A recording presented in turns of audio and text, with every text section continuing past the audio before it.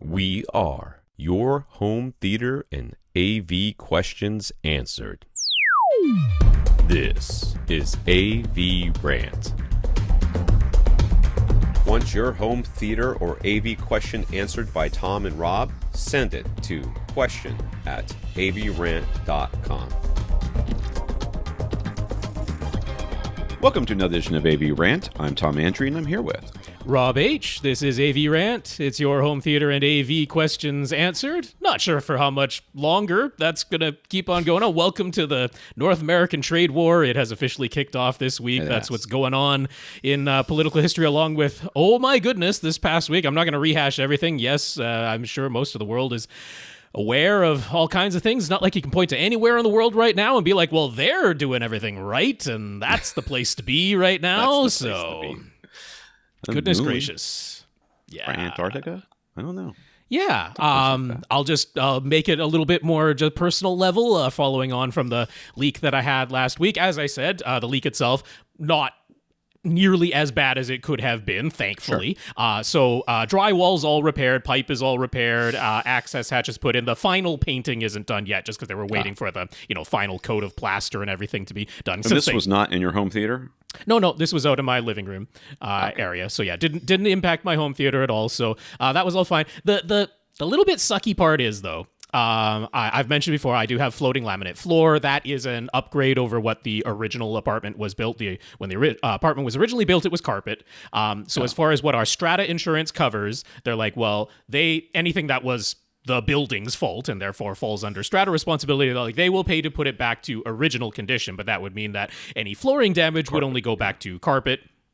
And so I have to pay for the upgrade to the laminate anyway, and then I've got, like a $900 deductible on my insurance or whatever, and not enough was really damaged to make it worth doing any sort of insurance claim. But at the same time, there's like 5 boards that are like, right at the edges where they meet up. They're got that little bit of cupping that happens when the water falls on the laminate floor, and it's like, it's not really bad. You can barely even feel it, but like when the sunlight from the window comes across it, you can see that it's imperfect. Dry and then go flat after that? It's questionable. I don't know if it's really I would at least wait and find out. Well, that's just it. I'm like, I don't think I'm going to do an insurance claim because, I don't think there's even $900 worth of work to be done there. And it's like, I actually have a bunch of spare laminate boards left over from when the floor was put in after the big flood that happened in my place. So I'm like, I think I can do a DIY repair on this. Like, it's not that bad, but we'll see. I know. So that's the kind of like slightly sucky part of it. It's like, well, it's like imperfect, but it's not so bad that it obviously needs to be done. So I'm in that weird in between place with my laminate floor. Just put something on top of it, like a I chair know. or something. I could just put a chaser rug. It actually is a walking path. That's what I would do. So I could put a chaser rug across it, and then you'd never know it was there. That's right. Yeah, that's right. I Saturday after my ride, I noticed my back was bothering me a little bit, which is not unusual. I mean, you cycle as much as I do. You're always a little sore. Sure. But by Sunday afternoon, I was like, my back is bad. So Monday, I was taking what was described as my doctor as an irresponsible number of Advil and Aleve. Okay. You gotta watch out. Your kidneys are not gonna like that. And I'm like, I got 2 of them. It's a lot of anti-inflammatory going on there. Yeah. Yes. And so this is the same part of my back, the same problem I've had in the past. We've talked about it on the podcast before. It's always been associated with climbing. Always. In fact, when I hurt my back while climbing, I could cycle. And it would not hurt during the cycling and not be hurting anymore after the cycling. It would just, the cycling position actually is more comfortable for my lower back. I know everybody's like, I got a bad back, I can't cycle. If you're leaned over like that, you're really not, your back is elongated and what's holding you up is your core. So it's not really the case. Everybody's worried about their stupid back. But in my case, I could cycle through the rehab and everything. I couldn't climb, but I could cycle. But I haven't been climbing. I haven't been climbing since before the flood. And one of the reasons I didn't go back to climbing is because I got tired of being hurt all dang time. Sure. Yeah. So I'm I went to the doctor and they're like, well, let's make sure it's not a kidney stone. And they ran some tests and they make sure it's not this. I'm like, you just have to go back to physical therapy. And my wife's like, you just have to keep doing your exercises for the rest of your life. I'm like, you have lost your mind. I am not doing that. I am not. And if you're a physical therapist or your significant other is a physical therapist, and they're like, Tom's wrong, I don't care. I'm wrong. Okay.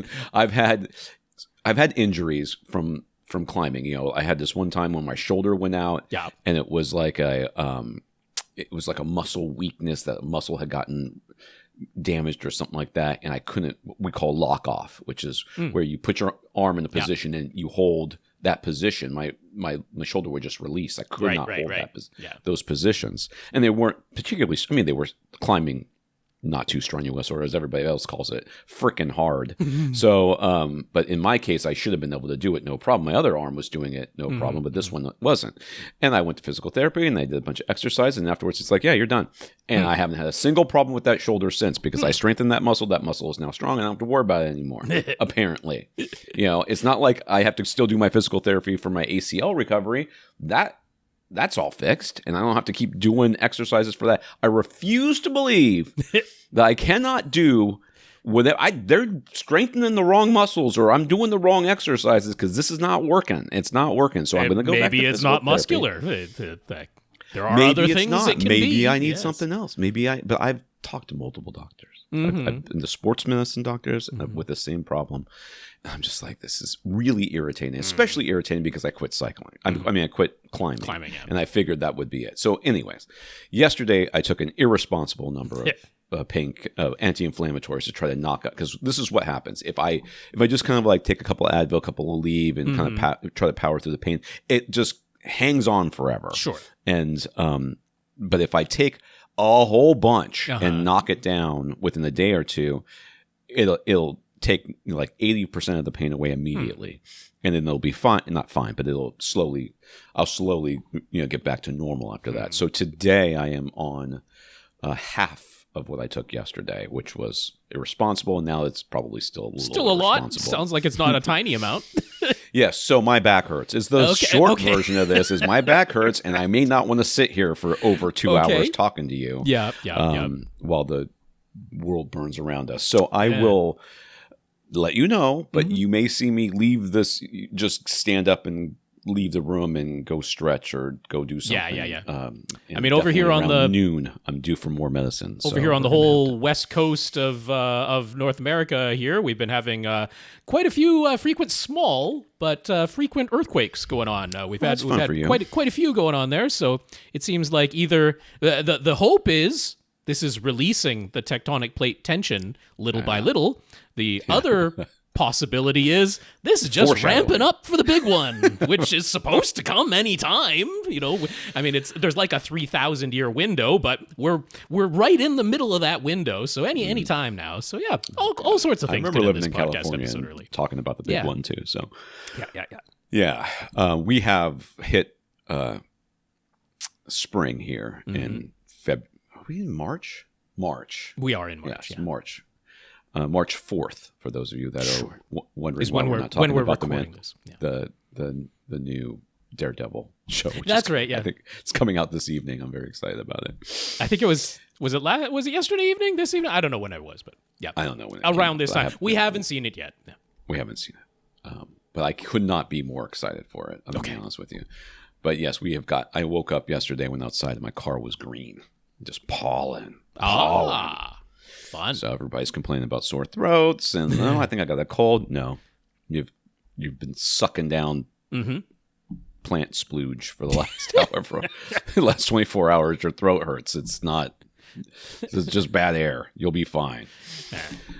All right. So what did you watch, Rob? Yes, I did watch one movie this past week. I watched Twisters, which ostensibly is a legacy sequel to, what was it, 1996's Twister?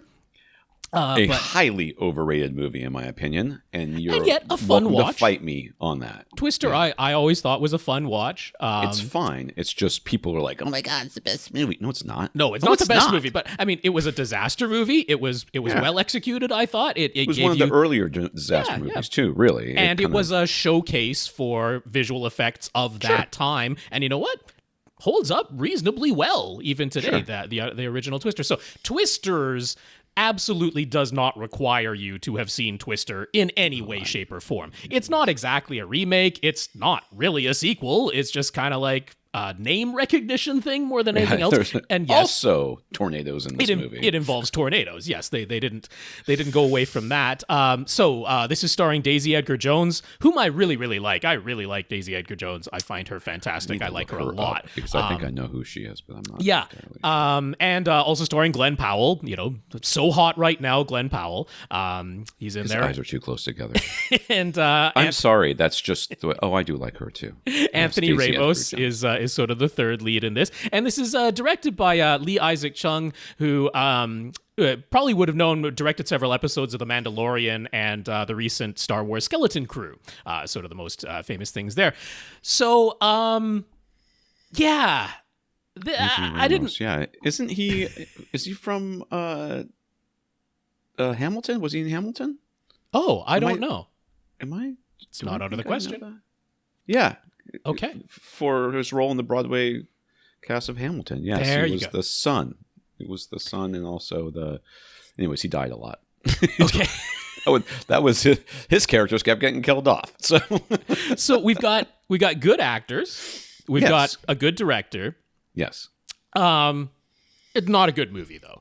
I mean, not a good movie in a... This is my shocked face. In case you're wondering what it looks like, it looks exactly like this. But in a like, from a movie making, almost like fundamentals level, not a good movie. There is one good, and I mean like good scene in this movie, and there's not a twister in sight. It is just Daisy Edgar Jones talking to Glenn Powell and actually having an emotional moment and letting these two actors, who are good actors when they're allowed to be, having a good acting moment of just one-on-one drama. And I was like, that was just a flat-out good scene. It was well acted. The dialogue in it was poignant, and it came across well. And I'm like, there's the Daisy Edgar Jones that I love to watch. The rest of the time, I'm not sure why they cast a British actress to be natively from Oklahoma, because she did not sound like she was from Oklahoma, and that accent was all over the place. It was a kind of strange dialect performance going on there. I'm not sure where Glenn Powell's character was supposed to be from, but I think he was supposed to be from some part of the south of the United States, and he didn't sound it one lick at all. Lots and lots of country music in this movie as the soundtrack. So if you're not a fan of that, or if you are a big fan of that, I think a lot of the people who really like this movie are probably big country music fans, because that was a lot of the soundtrack of this movie. Now, they tried to basically keep it very light in tone with little punctuated moments of drama, which that's fine. It's basically a monster movie. The twisters are basically monsters in this, as opposed to actual weather phenomenon. And that's fine. Whatever. That's what you want to do. But this felt like a movie that had been rewritten and studio noted to absolute death. And I like, honestly, one of the main reasons that I didn't like this movie is that there was a much better movie in there somewhere, and you can kind of sense it. I would bet you dollars to donuts the original script was so much better than what we ended up being allowed to see, because I don't think this was the director's choice that this movie ended up this way. These actors are capable of so much better, and they had a couple of scenes where they were allowed to show that. On a visual effects level, really disappointing. You got Industrial Light and Magic. Everything that was allowed to be shown to you was top quality. I mean, to the point of you almost don't appreciate how good the visual effects are, because they're just so perfect that you don't really notice that they weren't filming real outdoor scenes or anything like that. Right. But it was just edited to shreds. It's like in the original Twister, there was a sense of dread when the Twister was coming. They had the score come in with the little staccato violin notes that were going in there, and then you would have these long, wide shots, and you could see it building on the horizon, and it was dark, and then like one strike of lightning would come, and you would get a silhouette of the Twister off in the distance, and then it would be coming toward, and like it was built up, I mean, really effectively. This was just like, well, here's a 3/4 of a second shot of something kind of cool, and then here's a shot of somebody's face, and then here's the Twister reflected in a window somewhere, and then here's an overhead shot for half a second, and then it was just like, you couldn't get a sense of anything. You didn't know the scale, you didn't know the danger. There was it's like, it's not that the simulation that ILM invented wasn't up to the task, because when you were allowed to see it, you're like, holy crap, that's really well. Oh, it's gone. Whoops. What happened there? Couldn't really tell. And it's not because they weren't running the simulation.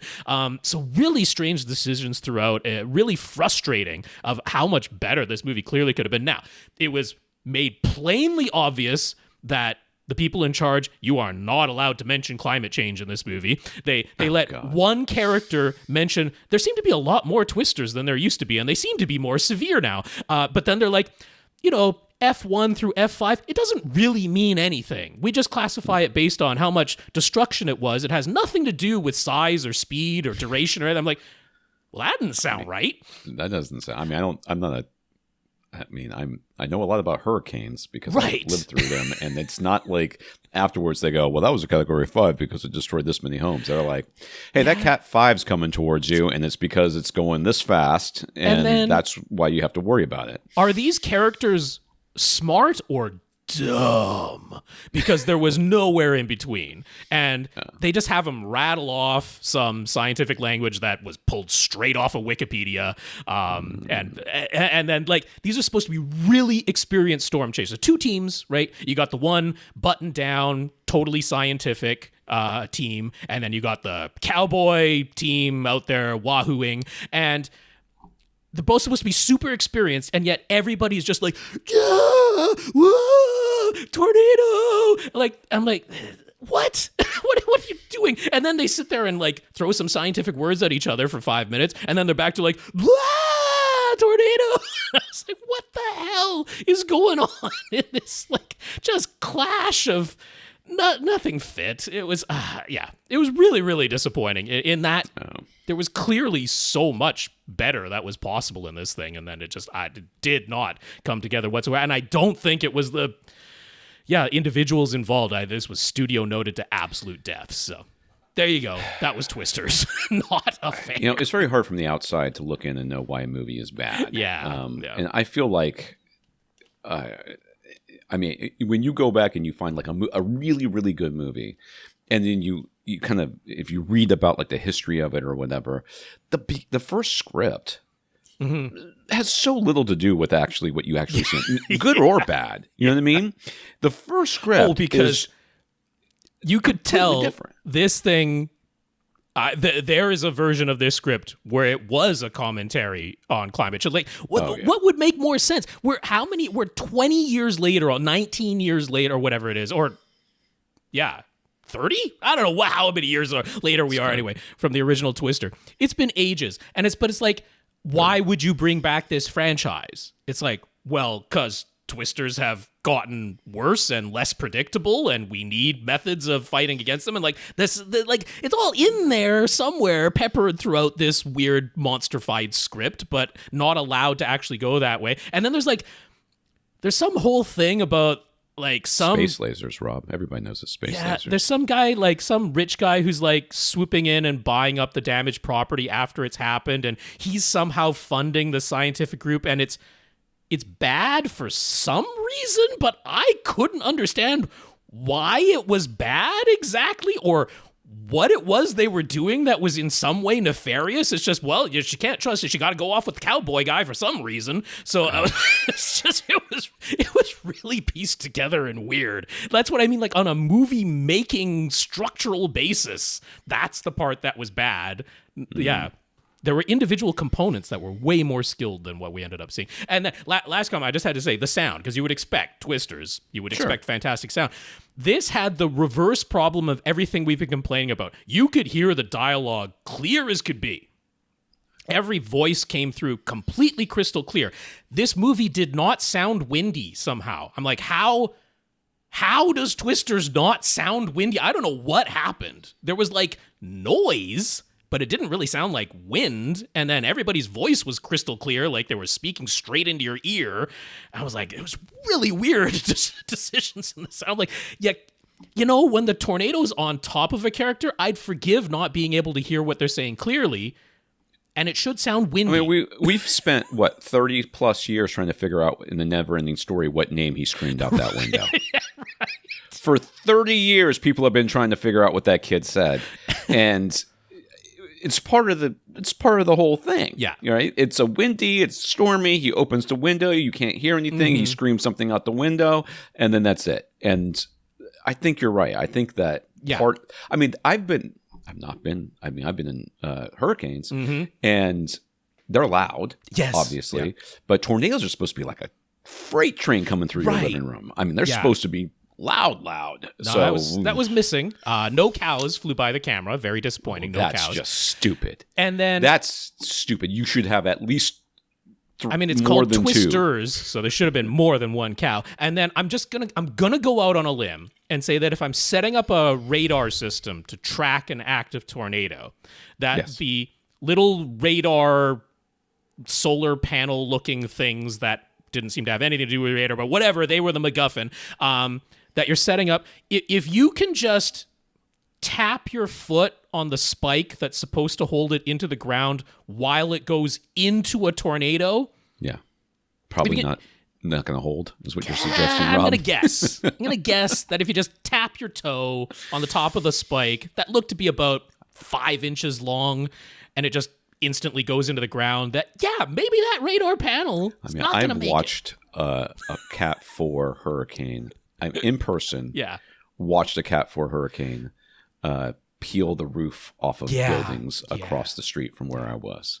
I was outside because I was stupid and very drunk, but it was many years ago. So I am a smarter person now. Some might believe, but I'm pretty sure that you would think that they would have to have some way of explaining why once he put it into the ground, like spikes came out or something. Weird. Like it was an earthbound. What do you call those? The wall anchors. It's like a wall anchor. Yeah.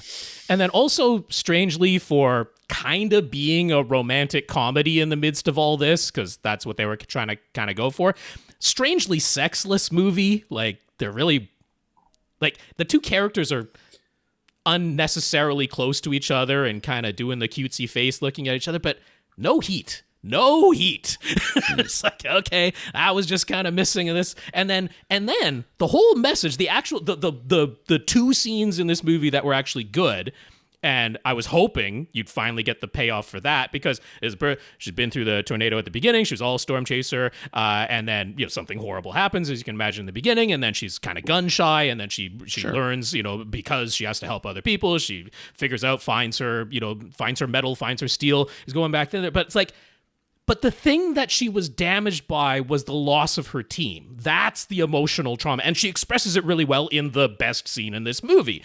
That was there. That was right there. The resolution was, I don't mind if I die. No, that's not the right resolution. That's not what she was afraid of. She was never afraid of dying herself. That was never the problem. I've seen so many people that I know on Facebook talking about when this movie came out, like, oh, went and saw it, it was great. It's like, now I know who not to trust. that's a real fundamental problems. Anyway, I've talked way too long about this. Didn't mean to, but there we go. It's all right. Since I didn't watch anything again. Yeah, yours was empty. My son went to a robotics competition this weekend, and he stayed overnight, and my wife and I had Friday night alone, which was great. In fact, we didn't see him all after we dropped him off at school because he left from school. And we went to, so I guess the opening of the IndyCar series is in St. Petersburg, which is where, of course, I live. And my wife got tickets gifted to her from somebody, friend or whatever, a coworker. And so she took Friday, half a day on Friday off, and we went to the races, which I had never been to before. And I I've often heard them. You may have mentioned on the podcast, they sound like bees from my house. Just the Indy cars. Yeah. So my wife was like, she's been before with my son, I think a year or two ago, and I didn't go because for whatever reason. And this was my first time going, and she's like, "You're going? I'm going to take earplugs." I'm like, "Yeah, I know, because I care about my hearing, unlike everybody else." We've got an earplug question coming up later in this episode. These were just normal foam tipped earplugs. Disposable kind. Special. Yeah. Disposable kind, yeah.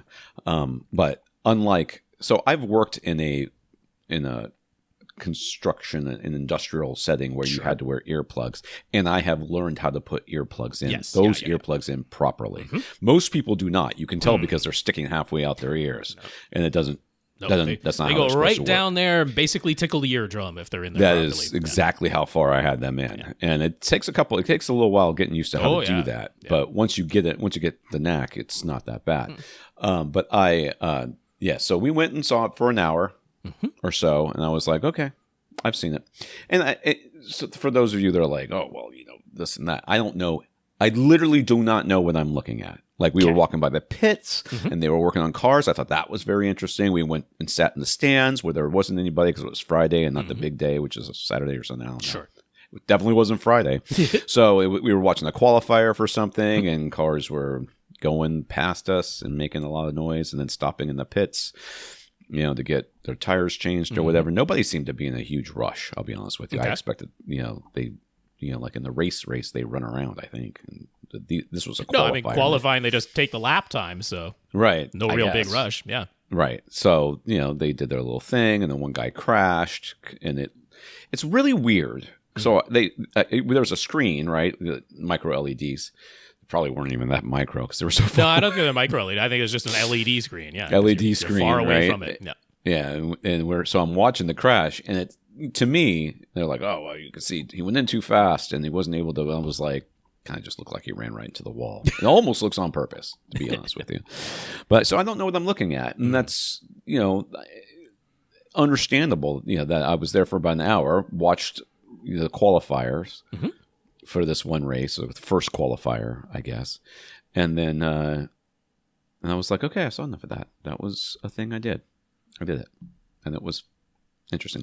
And there were like $14 hot dogs there. Have you lost your damn... Oh, but they came with fries. They'd have to come with like a potato farm for me to consider a $14 hot. And there were people walking around with those things. Like absolutely.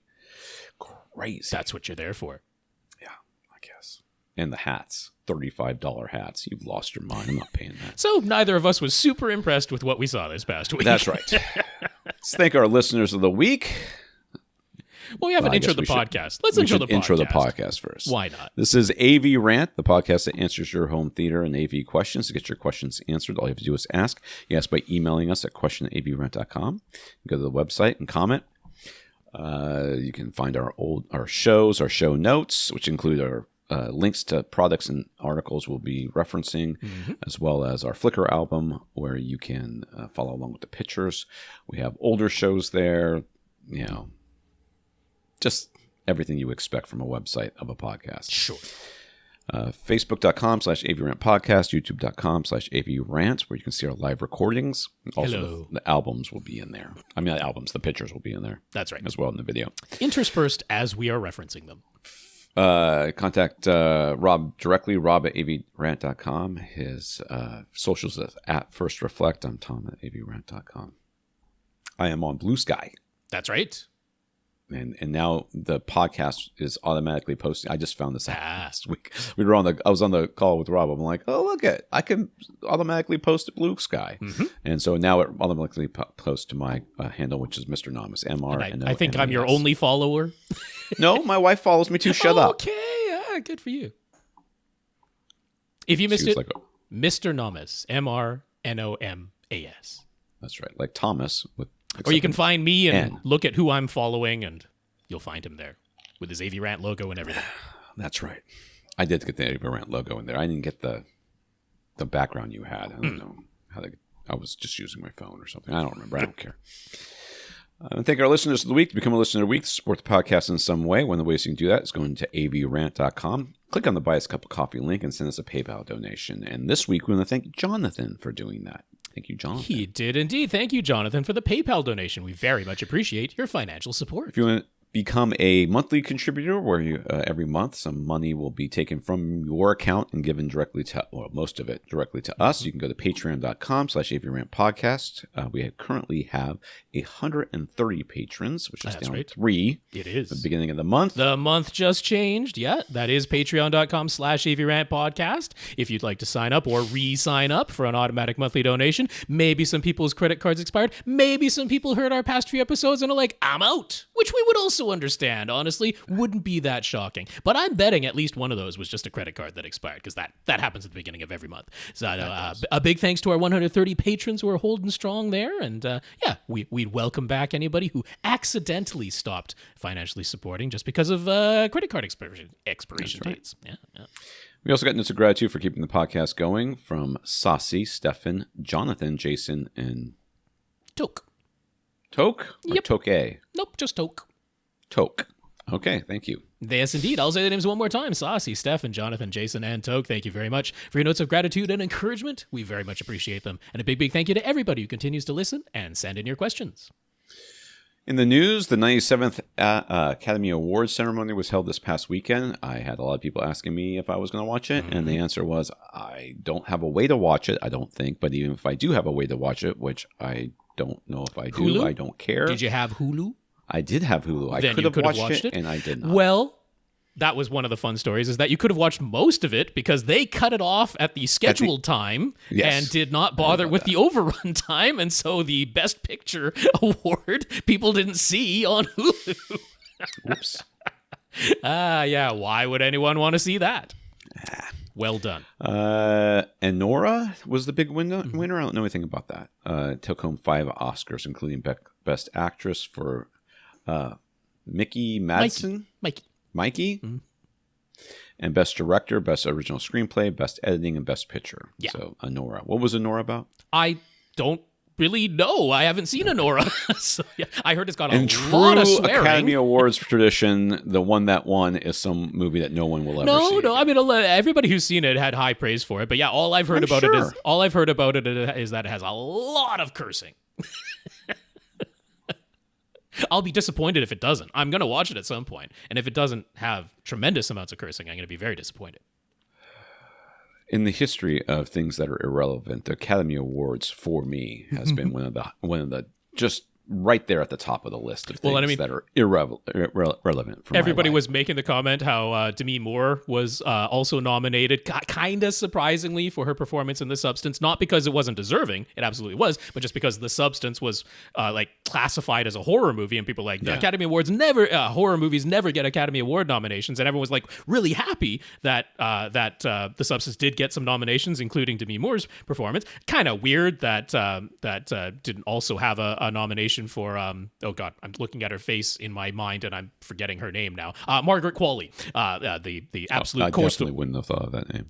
Co-star there, but everyone was just kind of pointing out how it's like, so you have the established Hollywood actress who she hasn't ever won an Academy Award, Demi Moore. I don't think. I think she's been nominated before, but never actually won. But past a certain age now, and then here comes the new, younger, hotter actress. That was the plot of The Substance, and it happened in real life. Mikey Madison, not that Mikey Madison was not deserving of winning the award. Nobody was thinking that, but they were just kind of that's kind of, it's not ironic exactly. What do you call that when exactly the thing happens? Yeah.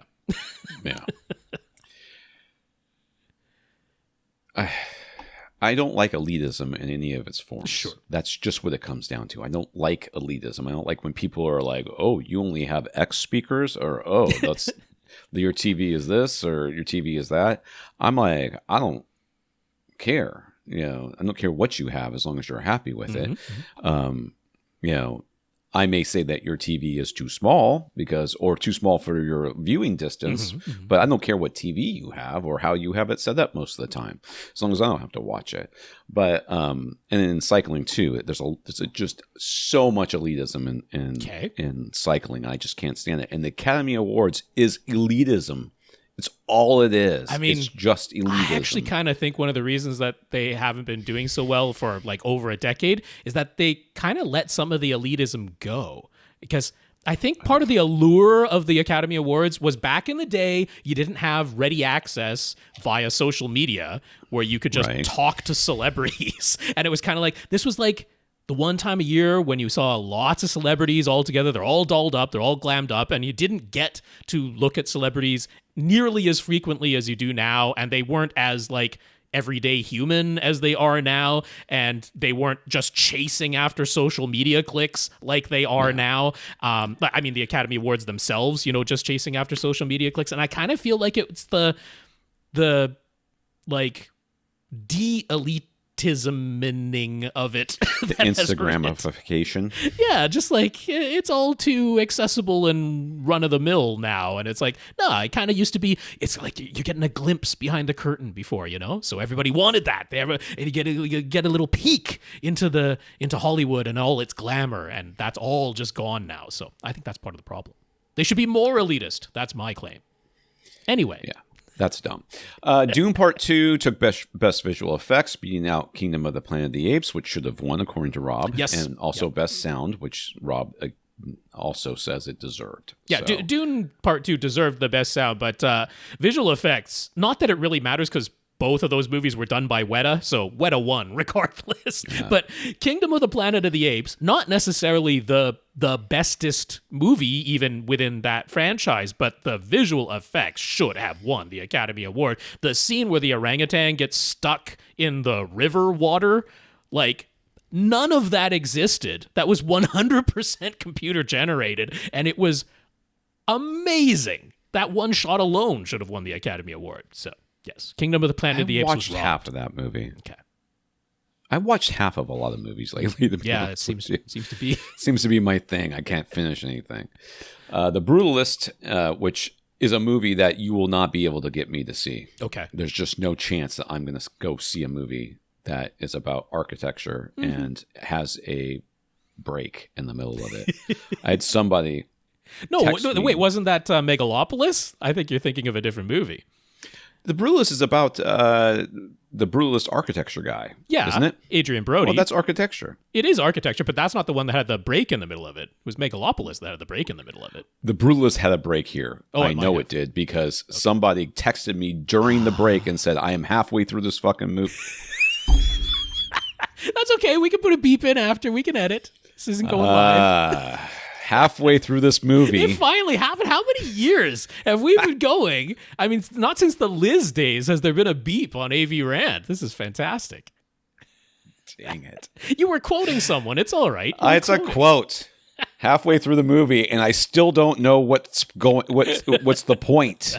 Like, what is the point of these people in this movie? What is the point? Anyways. The chances of me remembering to go back in and put a bleep are so slim. So this may not be bleeped. You don't know. You'll survive. The Brutalist and Wicked picked up most of the other awards. You'll survive one partial cuss word. Brutalist and Wicked picked up most of the other awards, but The Substance won Best Makeup and Hair, and Conan O'Brien hosted. Speaking of hair. Yes. Jeez. He was reliable. He was predictably reliable, doing his Conan O'Brien things. That was all okay. I kind of feel like Conan O'Brien's a little bit like Ted Danson. Like he's not going to be allowed to lose his hair. He'll have to wear a wig. I mean, he's gone to the age that he's at now, and he hasn't needed to. So I think he's all right. He's pretty safe. See. Yeah. More details about Samsung and Google's Eclipsa audio format have come to light. Formerly known as IAMF, or Immersive Audio Model and Formats, Eclipsa is a royalty-free immersive audio format that is part of the Alliance for Open Media, just like HDR10 Plus and the AV1 codec. We knew just prior to CES that 2025 Samsung TVs and soundbars would include support for Eclipsa audio, and that because they hate Dolby, and that YouTube will be, or DTS. Who do they hate? Which one? Samsung. They hate Dolby. Yeah, Dolby. Okay, yeah, they will not put the Dolby Vision. They acquiesce to including Dolby Digital and Dolby Atmos pass through, but Dolby Vision Samsung will not support. And that YouTube will be the first and potentially only, at least for a while, sourced for content using Eclipsa audio. But now we can add a few more details thanks to a report from Flat Panels HD. First up, Eclipsa does not use audio objects. It is purely channel-based, and it can contain up to a maximum of 28 input channels. Oh, good. Oh, hooray. Let's just acquiesce to the demands of the aging audio engineer population who says, I don't want to learn objects. That's stupid. Stupid woke objects. Any device that supports Eclipsa audio playback will have its own renderer to take those channels and output them according to however many speakers and drivers are actually available, all the way down to binaural rendering for headphones. Eclipsa audio can be encoded to in any open codec format. YouTube is currently using Opus, whatever the heck that is. But FLAC, AAC, and uncompressed LPCM and others could all be used.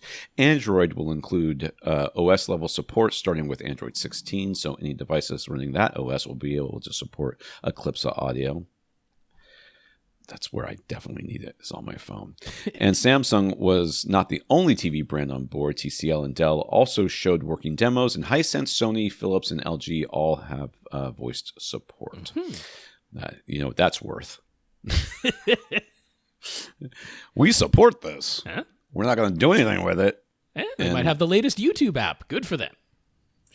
AV receivers shouldn't actually need to specifically support Eclipsa audio, although they're working on a certification program so that they could in the future. But since it's purely channel based, that can be carried over uncompressed PCM as long as the source device can handle the decoding, outputting immersive multi-channel audio signals to existing AV receivers, and in LPCM format should be possible. Yes, might actually start making use of one of the things in the HDMI specification, and this isn't like new. This is going back to, I think it was 1.3. It might have been 1.4 that introduced.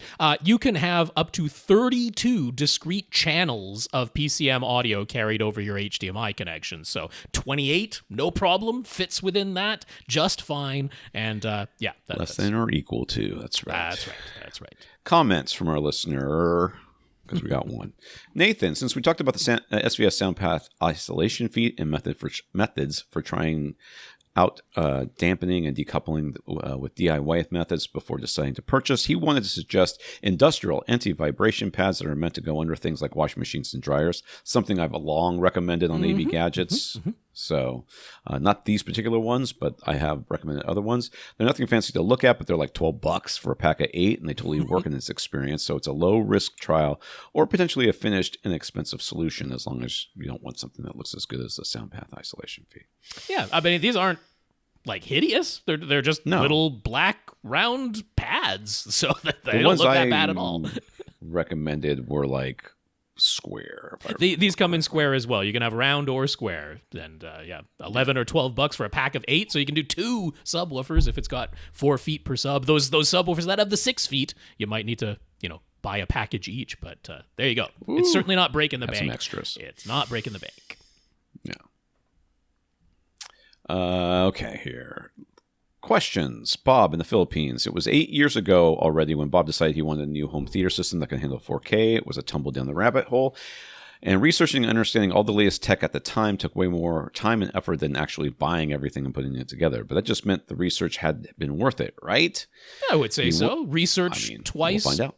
Buy once, something along those lines. Yeah. Well. Sounds good to me. This is not the article. I'm trying to link for that last one.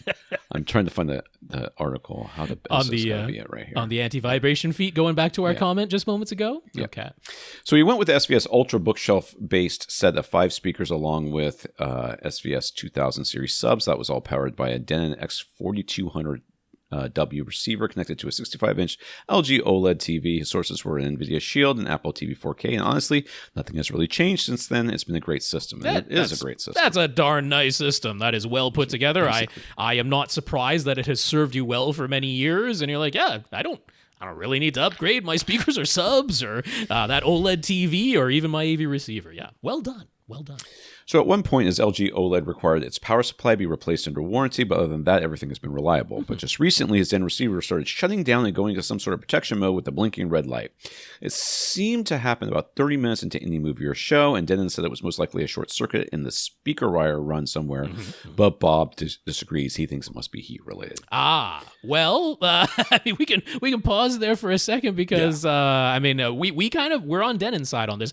It's not that it's impossible. It could be some heat-related problem, but yes, going into protection mode is almost always a little short circuit that happens in a speaker wire somewhere. Now, it can be a single strand of your stranded speaker wire that you absolutely would not notice if you're just like looking at the back, even quite carefully looking at the back of your AV receiver. But also remember, it could be on the speaker end of things too. Yeah. If you have one little strand. Or it could be in the wall if he's got it in wall. And since it's like everything works for around 30 minutes and then it not always, but quite often goes into protection mode, like that is something that is heating up. And the heat causes it to bend ever so slightly, where it just gets close enough for that little arc of electricity to go across.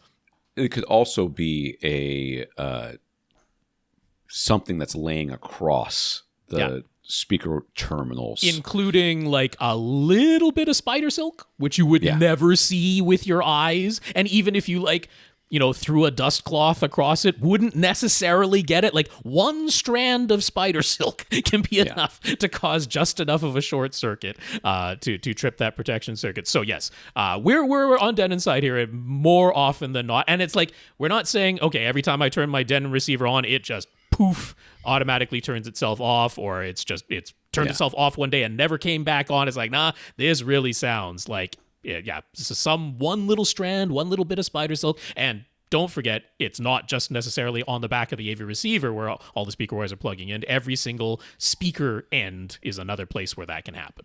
Yeah, and that's the thing to remember. The chances that this is heat related, I mean, first of all, you could tell. That's not something hard for you to figure out. You go over to your AV receiver afterwards and you put your hand on it, and if it leaves an imprint like in Raiders of the Lost Ark of the staff head thing, then maybe it was. And also, if it was working fine for ages and it actually is a heat related thing, like that sounds like a cleaning is all that's really needed, because there are little cooling fans inside of Denon receivers, and heaven knows, I mean, this is X4200W. You've had this for a while. A couple of years, maybe the dust bunnies could have easily built up in the bottom, because most of the cooling air comes in the bottom vents that you're never really looking at, right? How often are you actually picking up your AV receiver and examining the bottom? That's where most of the cooling vents actually are. The idea that those have gotten clogged with some dust over the years, and really all you need is a good cleaning in there, and that's going to do it. Like the chances that this AV receiver is like broken beyond repair are pretty darn low, in my opinion, to be honest. I think this is mostly a cleaning situation. So my wife's got an Intel NUC, next unit of computing, or whatever that little computer thingy is, and we've had it for years. And every couple of years, it starts sounding like a jet engine and shutting itself off. And every single time, it's like, we got to take the thing apart, find the fan that's in there underneath a bunch of crap, suck all the crap off of it, clean it all up, and clean up the vents, and then put it back together, and it's fine. Yeah. So if it were heat related, that's what you would have to do, except for the fan part. You would need to get in there and clean it. And again, you would have a working AV receiver. So the rest of this question is moot, because my opinion is that you should just re-terminate all your speaker wire. Sure. Make sure nothing got impaled in the wall by a nail Mm-hmm. or something along those lines, and clean your AV receiver, and then you can go on. But I will read the rest of the question, but I will tell you that that is the answer. And I know you want to spend money, but you can't. I don't. Well, as you'll see, we're kind of too late. But since we are talking to other people as well. He feels like this is a perfect excuse to begin a new upgrade journey. Should he say he is preparing for 8K in the future? No. Never, ever, ever spend money on something that you're not going to use. Yeah, okay? 8K is not the justification. But what can we say? 4K at higher frame rates? There's your justification. I wrote an article quite a while ago about talking about how 8K displays are stupid. That was in 2021.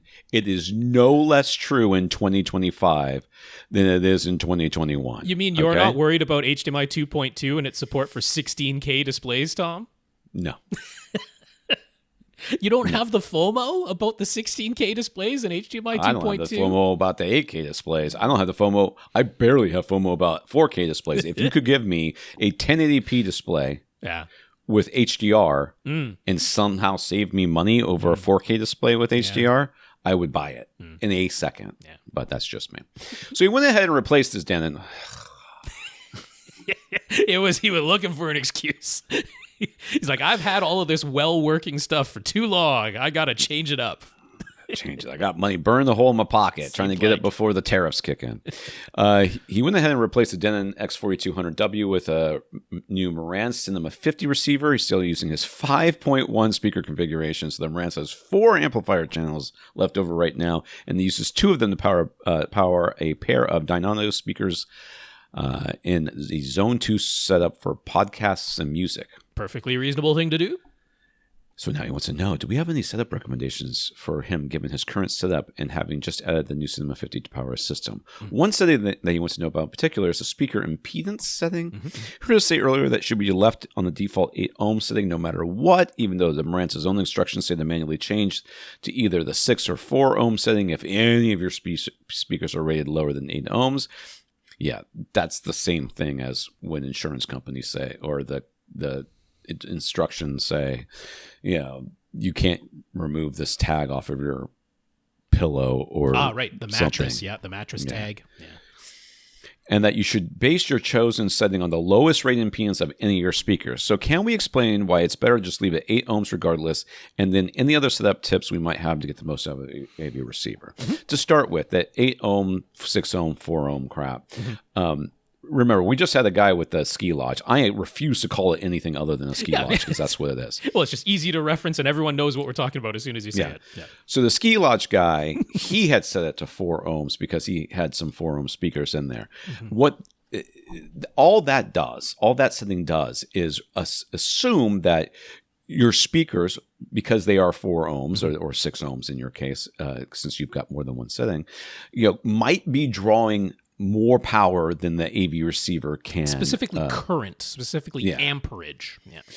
Can provide. Therefore, it throttles your AV receiver to ensure that it will just stop giving more amperage or current or whatever Rob said. So that is only important when that speaker that you're connected to is actually going to pull or demand that much power, current, amperage, whatever. Okay. And for a kind of long amount of time. Yes. Yeah. So in most cases, in almost all cases, if you're in a normal sized room and you're sitting a reasonable distance, which you are, I assume. Yeah, we don't know for sure. We don't know for sure, but 99% of the time, you don't need to have that protection in place. And what that protection actually does is limit the available power or current or amperage or whatever to your speaker, so that if instantaneously for just a few seconds or less than a few seconds, it needs a big draw of power for a very loud sound. it will not have access to that. Something that your AV receiver could definitely, it's got the capacitors and everything else, could definitely provide, but because you've set that your AV receiver to that setting, it won't be able to provide it because it's protecting itself from having those large power draws for a long period of time. It's continuous instead of instantaneous. Instantaneous is not as nearly as much of a problem. It's the continuous that's the issue. So in your setup, which, if you had a Denon AV receiver that was in there doing just fine for all these years, and definitely could have still been doing fine if you just cleaned the thing out and redid your terminations on your speaker wire, you can just assume that your 8 ohm setting on that Marantz is going to be just fine as well. So that's where we're coming from. The 8 ohm setting actually allows, through the most amount of wattage that AV receiver is able to supply. Any of the other settings place a choke on the amperage in particular, which then limits the wattage as a result. Wattage is roughly voltage times amperage divided by the impedance of whatever load it's going into. So this is something that Gene over at Audioholics has been railing against for ages and ages, because he's done all the measurements, and he's like, there is considerably more power on tap available to be used, safely available to be used, and manually setting that impedance setting to the 6 ohm or the 4 ohm just kind of artificially places a cap on it, places a choke on it, and so he's been railing against it for years. It's actually even worse now because of the new FTC specification specifically for audio amplifiers, which Gene again is railing against because it's not like a real world usage sort of analogy. They're demanding full frequency range, which is not, music isn't like white noise constantly. It's not all the frequencies simultaneously. And then sustained over a long period of time with a limit on the total harmonic distortion that's allowed, which is like, we're not as susceptible to being able to hear total harmonic distortion at low notes, low frequencies, as we are at higher frequencies. So this idea that you just have this blanket limit on total harmonic distortion that has to be for a long sustained amount of time, and then all frequencies simultaneously, like that's just not real world usage. The other factor in this is if you were to look at the impedance plot of any given speaker, it's not as though a 4 ohm nominal speaker is 4 ohms or less at all frequencies. It's like one little saddle point where it gets down to like 3.2 ohms for its minimum. And then across, a certain range of frequencies, it averages out to 4 or 5 or something like that. But then there's whole areas of frequencies that are well above 8 ohms in the impedance, and it's like, again, we're not playing all frequencies simultaneously all of the time. So unless you're like sustaining a note that's right there at that saddle dip for a long period of time, this just isn't going to be an issue in a real world scenario where the sound is constantly changing, and we're rarely using more than 2 or 3 speakers playing simultaneously. Things are moving around, and it's all very dynamic. Things are changing on a constant basis. So that's the reason why you just leave it at the 8 ohm setting, so that you can have the most amount of amperage available, the most amount of wattage available. You're not artificially placing a cap on it, and for real world content, it's going to be absolutely fine. So a few other tips that you might want to look at. There is a setting. If you go into the setup part of, you press that setup button, either on the front panel or on the remote control for your new Marantz Cinema 50. Go into the audio section, and there's the sound parameter subsection within audio there, and there's the loudness management. Now here, there's some debate about this, but the loudness management, if you're listening to any Dolby signal, there's a thing called dialogue normalization. That's something that Dolby does in Dolby Digital Plus, Dolby True HD. There's dialogue normalization, and the loudness management is on by default, and it's supposed to adhere to that dialogue normalization signal. But there's also a dynamic range compression option for some of those Dolby formats, and the loudness management allows for that as well. Now, once you've turned loudness management on, you can separately turn that dynamic range compression off. But some people have noticed that, when they turn the loudness management off entirely, they're like, oh, there was actually quite a bit more headroom available in this signal that is sort of, again, artificially been tamped down due to that dialogue normalization signal. So that's one, if you're just like, God, everything sounds kind of kind of flat, like there's not a lot of dynamics going on, try turning that loudness management setting to off. And quite often there's quite a bit more headroom in the signal than what you were hearing by default. One of the things we always like to recommend, you might have done this before, but in that audio section, under the volume subsection, we like to set the scale to, what do you call it? The relative scale. That's the word I was looking for. So that 0 dB on the master volume will now be targeting reference volume. And therefore, most of the scale is negative numbers. And so you can see how much below reference volume you are or how much above reference volume you are. By default, it comes in the absolute scale where all of it is positive numbers. And we'd rather have the relative scale. You can also set the power on default level or the limit to how much above that 0 dB point you can go. So sometimes that's handy, especially if you are reaching the limits of the, of your amplifiers or your speakers or something like that, setting that maximum limit so that it's not just literally as high as the scale goes. You can protect your equipment that way. In the Odyssey section, still within audio, you can choose whether you're using the reference or the flat target curve for your multi-Q XT32. You can choose whether dynamic EQ is on or off, dynamic volume is on or off. So those are sometimes settings that you might like to go through because the way it sets it automatically in the when you go through it, the room correction might not be exactly the way you want it. Also, I think it's well worth paying the, $25 now for the Odyssey Editor app.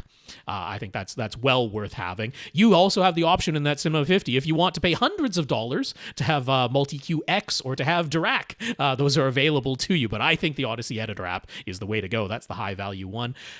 In the video section now, instead of the audio section, under HDMI setup, there are separate CEC controls, and not all of them are labeled CEC. So there's a bunch of things you might want to look through there and be like, do I really need the TV audio to be automatic, meaning that some part of CEC is active when I actually want all of CEC to be turned off? So you can kind of go through those one at a time and make sure they're all off if you don't need any of them. One of the things sometimes, if you do actually have more than one display connected, under that video section, the output settings, you can choose to only output to monitor 1 or monitor 2. By default, it tries to put it out to both, and sometimes that causes issues, whereas just manually setting it to monitor 1 or monitor 2 might fix your HDMI handshake issues. So something to be aware of there. Still in the video section, there's the 4K or 8K signal format. There's standard enhanced or 8K enhanced, and that's referring to standard you should only need to use if you still have a 3D Blu-ray player, because that's about the only devices that require the standard setting. Enhanced covers almost everything, but that does stop at 4K 60. If you want to go to 4K 120, then you need that 8K enhanced setting. And then, in speakers under the manual setup, one thing you can do in the Cinema 50 is one by one choose whether you're using the internal amplifiers or pre-outs only. It's not, they have an all or nothing setting where it's like this Cinema 50 is now not an AV receiver with amplifiers. It is just a pre-pro, but you can do that one channel at a time in the Cinema 50 in the manual setup if you want to. And then you can also double check your crossovers. If you just went through room correction, it might have set some of those way down at 40 hertz or 50 hertz or something like that. You can manually bump that up to 80 or 100. And then lastly, under the general section, there's the eco settings. And I actually recommend these days in the Den and Marantzes leaving that at auto or setting it to auto because there's no real downside. Most of the time in your AV receiver, you are not using more than like 1 or 2 watts per speaker the vast majority of the time. And it basically just has kind of like 2 rails on the power supply with that eco. And it's like most of the time keeps it on the low rail because that's all you need. Less heat generated, less wasted power going into the amplifiers that really don't need that high voltage rail in the power supply. When a signal comes along and requires a momentary 100 watts or something like that, it just switches to the high rail, does that seamlessly. You don't hear it, you don't notice it, and then it goes back down when it doesn't need that extra wattage, that extra voltage from that high voltage rail. So I like keeping the eco setting at auto these days because it does produce less heat that way. Why waste the energy when you don't need to? Oh, that's it? That's it. Okay. I saw how many notes he had because he writes us notes in here to give himself. And I was like, reminders, I got plenty of chances to go refill my coffee and stretch my back. Sasi, as a try again. Mm-hmm. The topic as to whether or not you should EQ above your room's transition frequency came up a couple of weeks ago, and it keeps coming up, even though I could not really care less about this.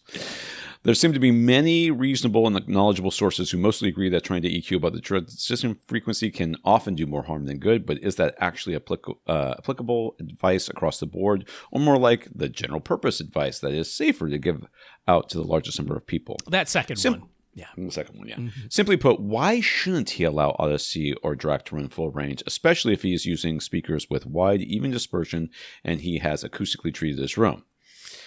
I cannot give you a reason why, because I certainly would.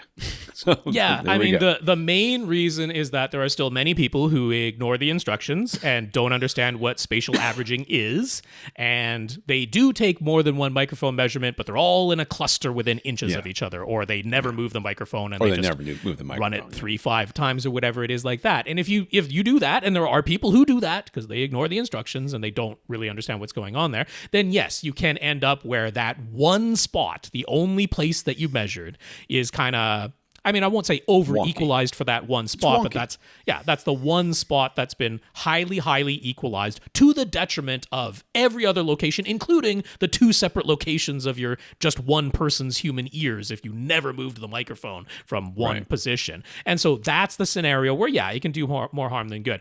Where we've mostly said, you know what, if you leave it at full range, it's probably not going to really do any damage, is because if you follow the instructions and you spread your microphone positions out so that it isn't all at one spot, then what you're going to find is, okay, if equalizing this one hump in this one location above the room's transition frequency, if I equalize that at this one spot to make it flat at this one spot, then it's going to have the inverse effect at some other spot. And the automatic room correction programs like Odyssey and Dirac, they end up not doing very much above the transition frequency anyway, unless it's an actual reflection or speaker problem that is sticking out and is kind of uniform no matter where you measurement, in which case I don't mind kind of knocking that down and bringing it within linearity. So my approach has been, as long as you have your microphone measurement positions spread out, I don't mind running at full range at all. So the same people who say these things are, first of all, most of the time what none of them have ever done anything one way or the other. They're certainly all doing it based on what they've heard other people say. Sure. And the other people who have said these things are doing it saying it for one of 2 reasons. One, because they bought into this idea that if you only care about one seat, and I've advocated for this on and off to a certain extent, if you only care about this one seat, then measure at the one seat and then you're done, right? But they think that measuring at the one seat means only putting the microphone at that seat and never moving it. Right. Okay. And in which case, any small unlinearity in the signal, if you take multiple measurements, the system is going to say, I can change that. Yeah. I can change all these small non-linearities that and get everything perfectly linear. This is going to be great, is what the program says, because you have not given it anything more than just that one piece of data just over and over again. So therefore, it makes these changes, and then once you sit in that seat where your ears are literally wider than the microphone itself, you're like, wait a second, this sounds weird all of a sudden. I don't understand why it sounds weird. It must be Odyssey doesn't know what it's doing. And let me hold your hand while I tell you this, you're a freaking idiot, okay? So there we go. So those people have experienced it, if you will, but it's their own fault. It's like the people who used to buy boom boxes and then return them because they weren't making any noise, not realizing that the volume was set to 0. And then the thing wasn't broken, you're an idiot. A ton of this comes from Dr. Floyd Toole, Harman's research. And so a lot of that was they're like, look, the better solution is have a reasonable acoustical space, because that was always a part of Dr. Floyd Toole's approach. Have a reasonable acoustic space, not necessarily a padded studio. That wasn't what he was talking about. He's like a reasonable acoustic space where you don't have wildly fluctuating or really, really long decay times. So that was always a part of it. And then use good speakers, right? Like, part of the argument was, rather than getting poorly engineered speakers and trying to fix them with EQ and room correction, just get good speakers that, I mean, really, when you break it down to it, it was like, they just play the signal. They don't alter the frequency response of the signal. They don't change the dispersion of the signal so that it's like completely different off axis versus on axis. Like, just tell it like it is speakers, put it in reasonable acoustical spaces, and then you're going to have issues in the bass. If you try to play all of your speakers full range, they recognized that decades ago. So they're like, yes, in the bass, if we want to have smooth response that approximates the signal more closely, we're going to need some EQ in the bass. We can't get away from it. The room takes over, even though the speaker is telling it like it is. The room takes over. We're going to need some EQ there. But the rest of it, like, if your speaker's good and your room is good, then just kind of leave it alone. Because why buy speakers that artificially change the signal and then try to wrangle them back with EQ? That's going to be a harder process. So that's where most of this came from. And then it morphed, like it always does online, into weird minutia and like religious belief. It's like everything that Dr. Toole ever said and Harman ever said about it is completely reasonable and makes sense. And then it morphed itself into, weird cultish behavior over it. So some of the arguments against EQing above the transition frequency that he has come across include you might be able to effectively EQ the mid-range and treble for one seat, but they end up making all the other seats worse, which will happen if you only measure one spot in one seat and then think that that's all you care about. Therefore, why would you care if that happened? You might be able to make the direct sound look good on the graph, but it will. This is hilarious, but it will now have a greater difference versus the reflected sound. That would be worse. It's hilarious to pretend that these people who are saying this have ever looked and understood at a graph. Most of them are doing this off of vibes and what we used to call face validity. It makes sense to them. Therefore, they now hang their entire personality on this one stupid thing that doesn't make any difference. You're no longer doing room correction as much as you're actually doing speaker correction, which defeats the purpose of choosing specific speakers that appeal to you.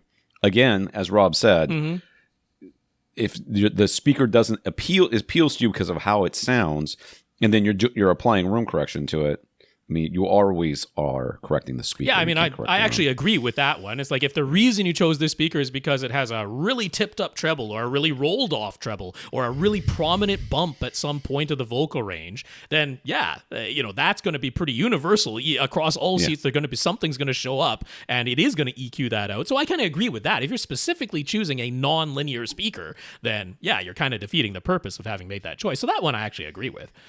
But the whole point of the room correction is to do that or to EQ to a specific target curve that you can set. Yeah. So if you don't have to buy those speakers, just buy good speakers instead. And then EQ you might end up fixing frequency response problems by the expense of phase or other time domain issues that would not show up without EQ. Yeah, I don't know. I mean, that Audio Engineering Society has been around for a while. There's some pretty smart people in it. They love that stuff. Every time they test whether people can hear anomalies in the phase, they're like, can't hear it. Can't find it. I mean, unless it's 180 degrees out of phase and there's an outright cancellation. Yes, we can detect that. But people are really worried about phase, and it just does they not. They love seem talking to be. about time domain too. The time domain. That sounds. I think they're all Doctor Who fans, but the time domain. They just you're gonna mess it up. Thiel or whatever with their laid back speakers, with all time aligned drivers and all that crap. It's like, just stop it. Just stop. Just stop being stupid. It's counterproductive to try to EQ very narrow peaks or nulls, which is not true. It's not kind of counterproductive. In fact, if it is a very narrow peak or we shouldn't do nulls, but if it's a very narrow peak, it's even easier to EQ. It's just nice and right there. It's like, oh, look at this one frequency is bad. Boop. That's right. Knock it down. So what do we make of all of it? Everything we just said. I already said a bad word once on this podcast, so let's just pretend that. But what I will say is, because we still have auto room correction programs out there that take only 1 or 2 microphone measurement positions. Those still exist. You can still buy them. So 1, don't. And 2, if you're getting one of the better room correction systems that recommends and instructs you to take multiple microphone positions, follow the instructions and actually spread them out. That's what I make of it all. Yeah. you can use any tool incorrectly and then look at the tool and go, how have you failed me? We see this all the time. You know, I bought this impact driver. It keeps stripping my screws. Yeah. Okay. Slow down there, mister. What are you doing with this impact driver? Because it will absolutely 1,000,000% strip a screw if you use it wrong. So is it the impact driver's fault or the fact that you're using it incorrectly? And that's with room correction, people get ideas in their heads, you know, and then they go online and they decide, I am going to advocate for this as if my eternal soul depended on making other people believe it. They'll have like one experience and they're like, this must be shared, right? Like people have to be warned. People have to be told about this when, you know, they actually just made a mistake. But the other side of it is that, you know, if you do what Dr. Floyd Toole has always recommended, you buy good speakers, you put them in a reasonable acoustical space, what you're going to find is systems like Odyssey and Dirac, they don't do much. They don't do much above the room's transition frequency because they don't have to. I have to... This is true outside of audio. This is true in so many aspects of our life. People want to feel like they have forbidden knowledge. Yeah, absolutely. They feel so special when they can share with you some forbidden knowledge. That's right. And this happens constantly in my life through cycling, through audio, through so many other things. I mean, I had a guy say to me the other day, he was like, Tom, can I give you some hints about how to teach your son to drive? I'm like, let's just start with one thing. He has one child. All right. Okay. He has one child. He has taught them how to drive. And now he's got all the answers. I have 3 children. I've taught 2 of them how to drive. And I also kind of illegally taught my foreign exchange student how to drive as well. I have done this before. So he looked at me and said, can I give you some pointers? And I was like, before you start talking, let's remember, I have already taught 3 children how to drive and I have more kids than you. And he's like, this is what you should do. And then it was like this weird thing. I mean, it wasn't totally strange, but it was like very specific as if this were the only way to do the thing. It's one weird secret, Tom. Driving instructors hate him. Yeah, and that's what it comes down to. People love to feel special. So when they get something like this something that sounds like it makes sense, and they can point to an authority figure, you know, and say, "Hey, they said that that you shouldn't do it." But that's not really what they said. They kind of said something else, but they imply, well, you know, don't worry about it. They agree with me, and I am right, and blah blah blah. You know, they love to have forbidden knowledge. Love it. So when they get this forbidden knowledge, they feel special, and you're like, oh, well, this is what big audio doesn't want. This is what big room correction doesn't want you to know. That's right. I'm like, why would they not want you to know that? Why would they not want you? Why would it make? Well, why would they put this you know, your ability to stop it from doing certain things if in there if they didn't? Because some people want it. Because they demand you, a bunch of morons online decided that you needed to have that. Why do we have LPF or LFE? Let's speed up and go. We're not going to get through any questions here, Tom. Why do we still have settings for some things, Rob? I know. Not so much a question. This is Sasi still, right? But 2 things we talked about recently prompted Sasi to write in with a related idea. He was pleasantly surprised to hear that I am a Kendrick Lamar fan. I am. Sasi has been a big fan for over a decade. And in more recent times, when his music video for Not Like Us came out, there were shots of Kendrick working out with a pair of vintage speakers prominently displayed in the room. There's these little weird stacked box Not things. That little, but yeah. They are, well, overall. Okay. Yeah, they're big. Yes, everything's big. A pair of KEF 105/2 speakers that first came out in 1979, and even though they came with a huge grill that made them look like big rectangles and hid much of their more interesting design, the separate enclosures for the tweeter mid-range of bass drivers had some KEF fans claiming to this day that B&W copied them, even though the first generation B&W 801 speakers came out only a year later, which almost certainly wasn't enough time to copy a speaker design to get into mass production. That is one sentence. That is a long sentence. We made it, though. We made it. In any event, aside from the mention of Kendrick Lamar, we also had a question from Jay, who asked us if he should sell his Golden Ear Triton towers right away, or maybe hang on to them in the hopes that their asking price goes up for some reason, like maybe becoming a collector's item since the Triton series has now been discontinued. Sasi agreed with us that getting back half of what you paid for your speakers brand new is probably worth making the sale, especially if you're really not using those speakers at all anymore, like in Jay's case. But the KEF 105/2 speakers showing up in that Kumar video came to mind because it sparked huge interest in the speakers that had otherwise been completely unknown or forgotten by the vast majority of people. And soon after Not Like Us was released, every used pair of KEF 105/2 speakers was selling as quickly as could be listed for prices way higher than they were selling for previously. It didn't last all that long, though. If you go look for KEF 105/2 speakers to purchase today, the prices have come back down. So that's all Jay needs to do. Get his Golden Ear Triton Tower speakers featured in the Megastar's music video and then pounce on the flash in the pan demand before it quickly evaporates. Easy money. That's right. Yeah. So that's not an unknown phenomenon. I actually saw that video. That is the celebrity phenomenon. That's why companies want celebrities to endorse their products or just mention them or just be seen with them. It's remarkable. It is. But you can see these speakers in there, and they are clearly not hooked up to anything. Of course not. They're just sitting in the room. So, somebody chose those speakers because they were probably cheap online or in a storeroom or somebody someplace. just had them. Right? Yeah. And they're visually interesting. That's right. It has nothing to do with the sound. So yes, if your speakers are unique looking, you have and unique and also interesting, because B&W speakers are unique looking, but not all of them are interesting. So yeah. Some of them look like those ashtrays that sit outside your grocery store. Stefan is currently still using a Electric Harmony remote, but as he continues to upgrade other equipment in the system, he's getting scared that he's going to start running into situations where his new gear hasn't been added to Logitech's Harmony database and never will be. We've mentioned Sofa Baton as a potential replacement, but if he is willing to use his phone and give up hard buttons, are there any universal remote apps we would actually recommend that are maybe not quite as good as Harmony, but close?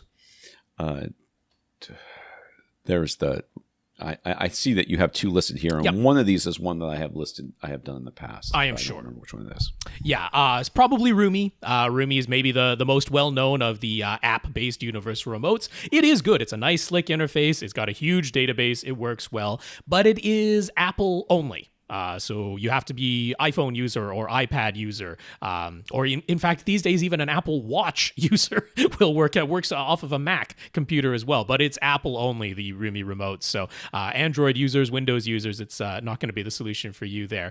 But it has wide compatibility with just about anything. They're also quite responsive. If you find a product that isn't in their database, just contact them, tell them about it, and they're pretty darn good about getting it added in there. And then, it works quite well as a sort of whole house automation type setup as well. So quite powerful. It's not the cheapest thing, though, anymore. They basically force you to do a yearly subscription, or a monthly subscription is an option as well. And they're doing it sort of by how many rooms are you doing? 1 room, 5 rooms, or an unlimited number of rooms. You can do $5 a month or $40 a year for the single room. You can do $60 a year for the 5 rooms, or you can do $10 a month or $100 a year for the unlimited. They used to have a lifetime, but they've done away with that now because it wasn't the best deal for them. So now they just get money in perpetuity, but it is a pretty darn good system. Now, the other one is much more DIY, much less sort of slick looking, especially in the setting up of the programming. This is much more that I like to dig into individual settings on my computer and do things that way. But that's the home remote. Doesn't have as much support for a huge database of things as Rumi does, but not bad, pretty darn good. I don't know if it's literally one guy behind the home remote. If it's a team, it's not a gigantic team. So they do their best to add things if you contact them, but it's not necessarily going to be super quick because there's not that many people working on this. But it's cheap. It's $5. You just pay one time for the app on Android or iOS, $5, and you now have it. They happily accept donations because, like I say, I think it might be one guy doing the home remote, but it's a pretty good system if you're more on the DIY side of things. I put a link for when Logitech discontinued the Harmony. We over at AV Gadgets had a couple links, including to the Rumi. Both of those, are in there. So you'd like to expand to a 9.4.4 speaker configuration. Some people swear there's a noticeable difference in will do everything in their power to convince you that you'll hear it too. Other people say there's no audible difference. What do we say? I like front wide speakers. He does. At the same time, people love forbidden knowledge. Yeah. Okay, and this definitely falls in this camp of if you get this, special device, it will change the way you experience the hobby that you love so much. And then you'll go out and you'll buy the special device, and then you'll start using it. And at first you'll be like, oh my God, it's so great. And then like anywhere from a week to 6 months later, you'll be like, I think I kind of wasted my money, to be honest with you. And I'm not saying that you won't experience anything. Just like with surround back speakers, I often advocate to not have them because I think for the most part, it's a way you just don't get that much out of them. We have the people who are, the back of my chair is 1 foot away from my back wall, but I still want to, by hook or by crook, put surround back speakers in here somewhere. And we're going to outright recommend against surround and over, top heights, rear heights or whatever. Yeah. And you're like, where are you going to put all these speakers on top of each other? Right. So it's the same sort of situation in my mind. Yeah. Can you experience an improvement in your sound? Yes, you can. Will it be groundbreaking and mind-blowing and everything else? Just no. It just won't. Honestly, the best days of front wide speakers were back when it was DTS Neo X. Yes. That had the best implementation of front wides, and we've gotten away from that now.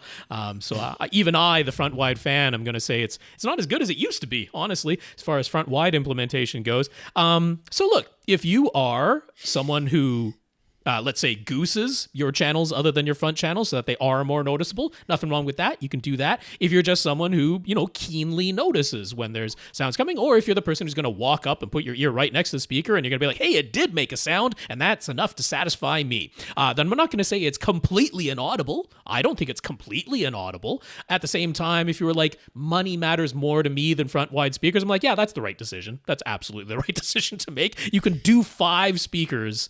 You can do 5 speakers and be done. Yeah. You could do 4 speakers and be done if you're not a lot of frequently sitting off axis. So, how much would you pay to say this a couple of times a month or a quarter?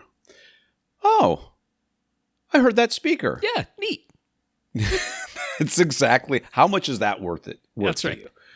Because it's not going to be like... It's not going to be mind-blowing. Well, that was like when I was care what system talking to people, should they get a G4 or a C4 OLED? And it's like there are people who live for that one moment in the movie where they get a 1400 nit peak that the C4 just can't do.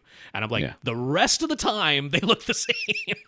But, some people live for that moment. So you have to decide based on that. So, I'm not going to say it's completely inaudible. I don't think it's completely inaudible. But I'm also not going to say you must spend the money to do this. You can absolutely stop it. 4 or 5 speakers and have a really good experience. Marginal gains, Rob. Yes. Marginal gains. That's what we call it in cycling. Marginal gains. You know what would be a marginal gain?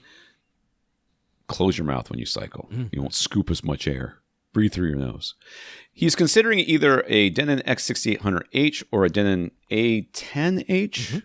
Is that the thing? There is an A10 because there was the A1 that was 15 channels. There's the A10 that's 13 channels. Okay. Or an Anthem MRX 1140 receiver. Which one would we pick? So if you are doing this to add front wides to your system, that's the thing you didn't have before, and that's what you're going after. Don't do the Anthem. Not that it doesn't support front wides, it does, but the only time it'll ever make a peep is when you're playing Dolby Atmos and there happens to be an object that is encoded to come out of the front wide location. It doesn't upmix the sound into the front wide speakers ever. So that would be a waste. You most of the time you're going to be upmixing if you're ever going to have something coming out of the front wides. So you might as well get a Denon and Marantz that actually does the upmixing into the front wide speakers. Now, whether you get the X6800H or pay a bit more for the A10H, are you set on doing 9.4.4? Because if you are, then it doesn't matter. Although the X6800H is going to require that you add at least a 2-channel external amplifier because it has 11 amplifiers built in but can process 11 speakers, whereas the A10H has 13 amplifiers just built in and stops at processing 13 speakers. So it can power all 13 by itself. With the A10H, you'd have to pay to add at least a 2-channel amp to the X6800H. But there is one sort of critical difference. The X6800H will not let you do 5 normal speakers, front wides, and 6 overheads as your configuration, because the third pair of overhead speakers and the front wide speakers share an output on the X6800H. So you can do 9 on the floor and then 4 overhead, but you can't do 7 on the floor. That includes front wides, but not surround backs, and then 6 overhead, because there's that shared output on the X6800H. On the A10H, every single one of those, it actually has 15 outputs, even though it can only ever use 13 at a time. But it gives you 3 height outputs and dedicated front wide outputs, so you can do that mixing and matching however you want. But if you were going to do 9.4.4 regardless, then there's basically no difference. I would probably save the money and get the 6800H. So his room is 14 by 17. Whoa, it's not big enough for front wides. And he already has 4-inch thick absorption panels installed. If you were to install more panels, and if they were combo absorption diffusion panels, would they make a worthwhile difference? Do combo panels make a difference versus purely absorption panel? I mean, they objectively, measurably make a small difference. Yeah, they make a small difference. Will you hear a difference in a 14 by 7? He's already has 4-inch thick absorption panels. He doesn't say how many, so we don't know how. I mean, does he have 2? Right. Does he have 200? Right. They just that does make a difference. Are they floor to ceiling in there? Yeah. In which case, yeah. Chances of, and we've said this many times before, and I'm going to continue saying it. The chances of you actually needing a combo panel in your system is very low. In my experience, you very often just need absorption. It doesn't make any difference. I mean, will the combo panel make things sound worse? No, it'd just be more expensive. Yeah, and you not might like necessarily the looks better, for which any is benefit. Fine. Yeah, if you're just like I like the looks better, that's totally fine reason to aesthetically, do it. they're more interesting. That's for sure. Yeah. I will give you that. The question is, does he need them? I guess. Do they make a difference? And they objectively they do. In your in most people's room, they will not make the kind of difference that you will hear in any way, shape, or form. And in fact, they're maybe even a little bit worse than just having more absorption up there. But the not scenario really where they make sense is we've talked about before. Like objectively speaking, you can basically never overdo your bass trapping as far as the actual results in the bass go. So you can have a room where like basically all 4 walls, the entire ceiling is kind of lined with panels. Someone could conceivably do that. And if that were nothing but 6 to 8 inch thick insulation on all 4 walls and the ceiling, they have not hurt their bass, but they have started to hurt their mid-range and treble. They have over-damped in the mid-range and treble. The bass is fine. That's where I would be like, well, if you're not willing to remove any panels, then some of those panels should be like membrane panels so that they actually reflect most of the higher frequencies like a flat wall kind of would, but are still very effective. In fact, sometimes slightly more effective in the deeper bass, and some of those panels should be covered with scatter plates so that those are still attenuating the treble, but not as much as just pure absorption does. So that's where it makes sense. Is I've really, really lined most, like way more than 30% of this room. I have lined. Now it's like it's fine in the bass. In fact, it's better in the bass than it's ever been. But I've overdamped this room, and I'm not willing to remove a single panel in here. That's where I would have it be combo panels instead. John has a Sony VW385ES native 4K resolution projector and a Marantz AV7702 Mark II Pre-Pro. Both have HDMI 2.0 connections. He was using an Apple TV 4K as his main video source, with it set to output 4K resolution in HDR10 at all times with 420 chroma output, no match content settings for either dynamic range or frame rate. And that was all working fine. But then he connected his PS5, and in order to activate HDR, it forced him to turn on the enhanced HDMI mode. The PS5 looked fine, but all of a sudden he's getting color banding whenever he uses the Apple TV 4K. So it's not to the point of being unwatchable, but if there's a solid color on the screen or something like clouds or snow, you can notice the color banding, and it wasn't there before. This never happened at all when he had his JVC X770R projector. So do we have any suggestions he could try in order to get rid of the color banding when he uses his Apple TV 4K? That's a little bit strange. So, I mean, there's one suggestion which is easy to try, because if it doesn't help, you just turn it back off. But there's no reason bandwidth-wise you couldn't support the 444 chroma output setting from the Apple TV 4K. That might help. It's worth a try. It's free and it's easy, and you can easily put it back if it didn't do anything or causes a problem for some reason. But you could try it. Now, that's just letting the Apple TV 4K do the chroma subsampling up conversion, because it has to happen at some point. At some point, it all ends up being RGB. And the way we do that is we've turned it into this chroma difference signal, and then because we're more attuned to seeing the difference in contrast than we are the difference in color, they save some bandwidth by reducing the resolution of the color channels, but keeping the Luma channel, the black and white channel, the Y channel in that YCBCR at full bandwidth. So yeah, something has to upconvert it back and convert it to RGB, so you can let the Apple TV 4K do that before it gets to your AV receiver display by outputting 444. So I would certainly try that. The other thing I suspect is I think this is probably the SDR to HDR conversion more than anything else, because that is trying to take an 8-bit signal that had 256 steps in it. That's the color gradation of any individual color channel, and it's 256 cubed, so you get your 16 million colors. But it is then putting that into a 10-bit container and trying to do some color upsampling while it does that. I'm guessing it's the SDR to HDR conversion by having it set to HDR10 at all times, not letting it do the match dynamic range, where when it's a standard dynamic range signal, it's coming out at standard dynamic range 8-bit, and then when it's an HDR signal, it's an HDR 10-bit signal that comes out of the Apple TV 4K. I'm betting he's doing that because on projectors, you get that not insignificant length of time where it goes to a black screen and it redoes the HDMI handshake. I don't blame you.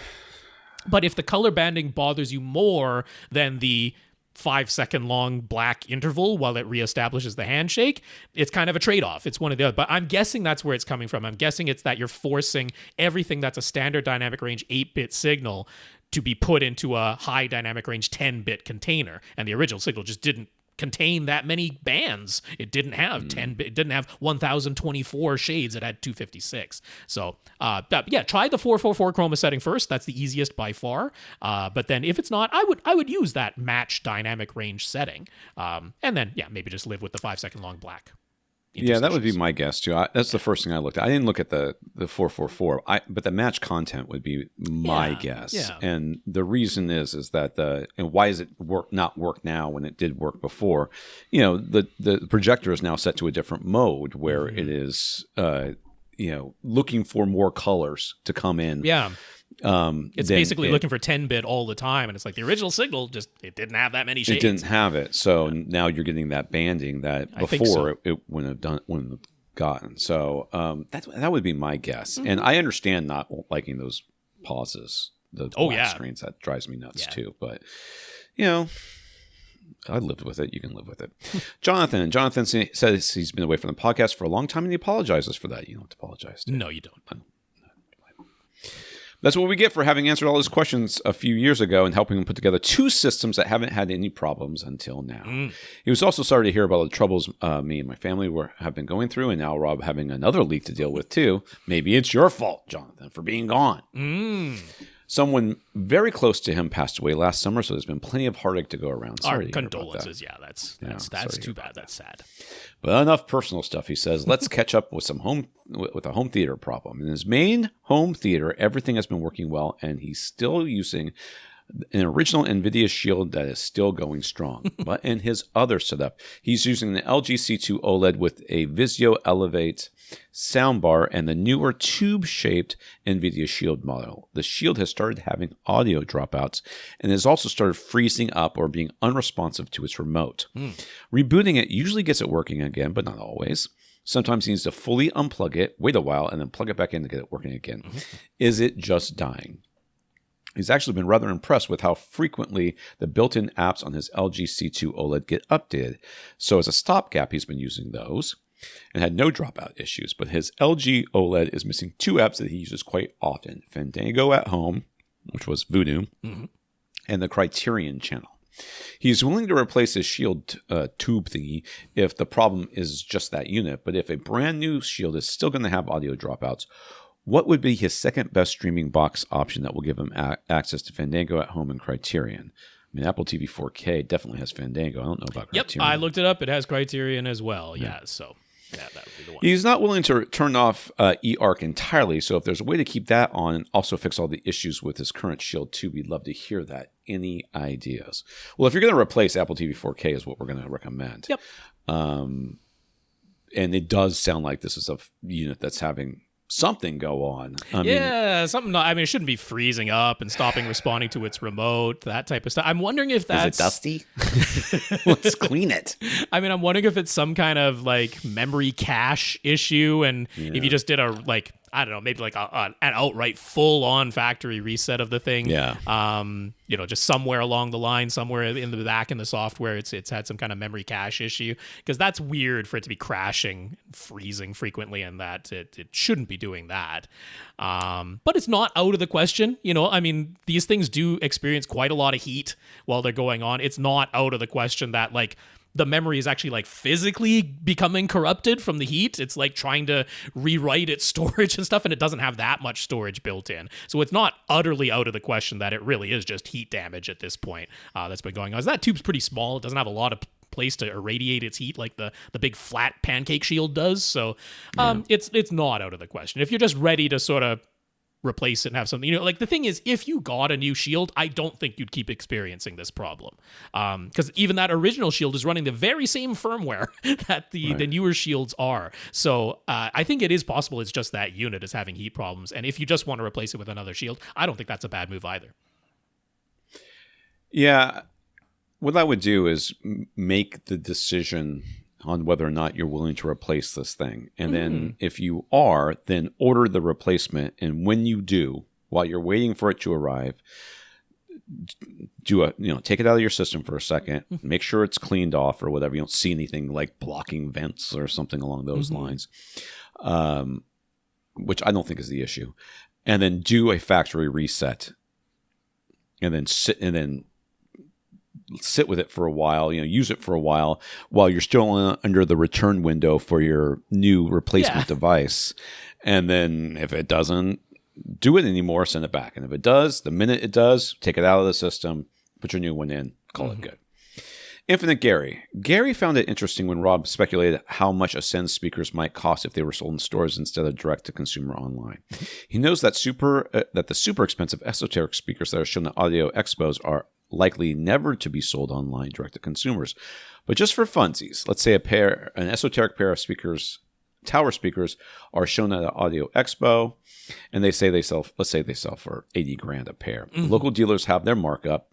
If they use wholesalers, they have a markup, and there are all the marketing, shipping costs. The manufacturer has their own profit margin as well, right? Oh yeah. So if those speakers were sold online, direct to consumer, and a bunch of those markups were eliminated, how much would they cost? $40,000.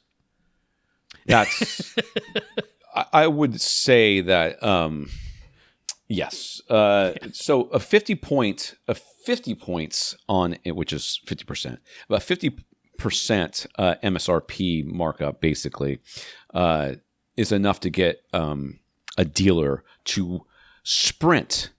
Not walk quickly, not run, but sprint to your booth at CES or CEDIA. They will sprint if they find out there's a 50% or higher markup, or points, spread. So what, $40,000, and that is not. They are still making plenty of money on those things. Sure. A lot of times they'll use very, gold this and chromium that or some crap, just to make them sound a lot more expensive to the consumer, but for their cost, it's just not that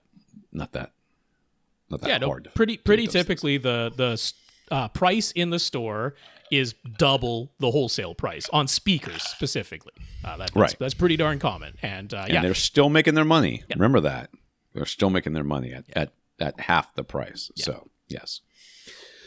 So regarding Eclipsa immersive audio, one of Samsung's press released images as a graphic showing upwards firing sounds reflecting off the ceiling, just like Atmos modules. Why not? Since they're only demonstrated using soundbars and built-in speakers, it isn't clear to Gary, does Eclipsa audio have actual discrete height effect sounds that could potentially be played from in-ceiling speakers just like Atmos? It is a channel-based system. We talked about that. Yeah, channel-based system. As many as 28 channels. I would not expect that to be happening very much. I mean, I would expect if there's anything that it would sort of double up and replicate, it's that MPEG-H audio, the 22.2 channel audio that was supposed to come along with super high vision 8K broadcasts. That seems like the most likely thing that it might replicate. So yeah, I mean, there is, technically speaking, I don't think there's a reason why it would be unable to have sounds that could be played from actual in-ceiling speakers. How much that would actually get utilized, I have no idea. That's going to be up to the content creators. Yes. Yeah. John. So John's trying to figure out his best option for a streaming bundle. He's currently subscribed to both Apple TV Plus and Paramount Plus with Showtime using their annual plans, which is basically like getting 12 months for the price of 10. Mm-hmm. Then he's been paying monthly for Disney Plus Premium and Max Standard, no ads. Because there is a Max... what's a Disney Plus Premium? Is that the one that has Hulu and the ESPN and everything? No, because there's Disney Plus with ads, and in Canada and other countries, there's Disney Plus Standard, which is no ads but 1080p only and 5.1 audio only, and then there's Disney Plus Premium, which is 4K and Dolby Vision and Atmos and no ads. So there's 3 tiers in other countries. In the US, it seems like Disney Plus is still only basic with ads or premium, one or the other. Yeah, that's what I have. Okay. Yeah. And then Max has 3 tiers. They have Max Basic with ads, they have Max Standard with no ads, and then they have a Max whatever the top tier is that gives you Atmos is basically the only thing that's missing from the Standard. So a couple of years ago, you used to have Hulu, and before HBO Max became just Max, you used to be able to add HBO Max as an add-on to your Hulu subscription for an extra $15 a month. But you discovered that only a select number of HBO titles showed up in the Hulu app. Ugh. Yeah. And you still had to use the native HBO Max app if you wanted to have access to all of HBO's content that the HBO plus Hulu, whatever, add-on offered. Whatever. That's right. So here he is now paying $17 a month for Max Standard, $16 a month for Disney Plus Premium. He'd kind of like to have Hulu back. And he knows that there are Disney Plus with Hulu and Max triple bundles, $17 a month with ads or $30 for no ads. So it seems like a pretty good deal, but is it? First up, do we know if there's an annual option for the bundle to save even more money? There is not. For the triple bundle, it is definitely month to month. Okay. And then when they say $30 a month for no ads, is that all 3 services or only the main service that you sign up through and then the other 2 still have ads or some other catch like that? So there's actually only one way to get the triple bundle of Disney Plus with Hulu and Max, and that is to sign up through Max. If you try to sign up through Disney or Hulu, they'll point you to the triple bundle of Disney Plus and Hulu and ESPN Plus. But if you want the triple bundle that includes Disney Plus, Hulu, and Max, you have to sign up through the Max website. And then it is all 3 services with no ads, but it is that middle standard tier if it exists, the one that is either 1080p only or no Dolby Vision, definitely no Atmos. Now, since in the US, Disney Plus only comes in the 2 flavors. You do get the 4K and HDR and Atmos on Disney Plus, but it'll be Max Standard, no ads. It won't be the Max highest end tier that gives you the Atmos and Dolby Vision. And then Hulu, same thing. It'll be Hulu, no ads, but not Hulu with 4K, HDR, and Atmos. So it's like the middle rung of all of them for that $30 a month. It's Max Ultimate, by the way. That's the highest end one. All right. Yeah. So with the triple bundle, would be able to use a single app. He preferred to use the Disney Plus app to watch all of the content. Nope. I'm shaking my head. That is not going to happen. Yeah. So you basically have to use all the apps. Yeah, if you want to see, have to get used to that. Yeah, if you want to see everything you have access to. So in the Disney Plus app, there will be a Hulu section. In fact, that's there already, whether you're subscribed to Hulu separately or not. But it is only a subset. It's like the Hulu originals. It's older licensed content, but it's not the next day from the broadcasters, and it's certainly none of the live content or anything like that. So yeah, if you want access, and then similarly, HBO does not show up in the Disney Plus app at all if you go for this triple bundle, and it's the same limited number of HBO titles do show up in the Hulu app for some reason. But yeah, if you want full access to everything that you've just subscribed to, you'll be using 3 separate apps. Yeah. All right. That's pretty much answers that question. So I'm going to skip. Nick, based on our recommendation, Nick picked up a couple of pairs of Etymotic ER20X, Etymotic, whatever. Etymotic. ER20XS earplugs, which you said were a top choice for protecting your hearing at concerts without muffling the tone and timbre of the sound so much that you can't enjoy the quality of the music. So the good news is they work the way we said. The sound remained close to neutral, but at much more comfortable dB levels. The bad news is that neither Nick nor his wife could stand to wear them for the entire duration of the concert. They both found them uncomfortable after 30 minutes and intolerable within an hour. It felt like there was pressure building up inside his ears, and they kind of made the inside of his ears itch. It just wasn't a good from a comfort standpoint. And now when I specifically answered Nick's question back when, I don't remember precisely what I said. I have warned that many people do find that particular style of in-ear plug uncomfortable. It goes deep into your ears. It's the one that kind of looks like a little rounded Christmas tree. It's the triple flange. Forms an excellent seal. That's why they work so well. But yeah, many people do find it physically uncomfortable. Yeah. I mean, it's just all... many people find in-ear anything in their ears uncomfortable. So let's not beat around the bush there. But these do go particularly deep into your ear canal. Yeah. So when you went looking for alternatives, you came across the brand Loop, which I have seen ads for everywhere. Yeah. A couple of their models are top recommendations over at the Wirecutter, because why wouldn't they be? And cost more than the Etymotics, but they look like they'd be more comfortable to wear. And the Wirecutter says the smallest Experience 2 model was the only set that all of their testers agreed they'd be happy to wear for extended periods of time. But then the reviews are kind of all over the place. Some people love them. Some people say that the actual plastic loop is too big if you have smaller ears. Some people say voices became too muffled to understand. And some people say the dB reduction rating is inaccurate and they don't protect your hearing as much as they claim. That last part really worries him. Like, can Loop just lie about their noise reduction rating? And Etymotic made fairly clear that they reduced the A-weighted range by 20 dB and then reduced the full audible range by 13 dB overall. Loop seems to list somewhat similar ratings, but not quite as clearly stated, saying that 12 dB SNR, signal to noise ratio, which makes no real sense. That doesn't make any sense. That's what's listed. And up to 17 dB noise reduction, up to. Well, geez, that's encouraging. But any hearing protection is only effective if you can actually stand to wear it, right? So what do we say? And this is, I'm about to say something stupid in case you're wondering if I think that what I'm saying is correct or not. When I see too many ads for something, I don't think it works. Okay, no matter what it is. When I see something that I'm just being bombarded by ads by this one company, this one thing, my experience has been that it does not ever hold up to the hype that they are shouting at you. I have tried many products that I've been like, man, that looks really cool. I want to try that. And I get it and go, ugh. Universally, that has been my experience. Shouldn't have done that. That was a waste of money.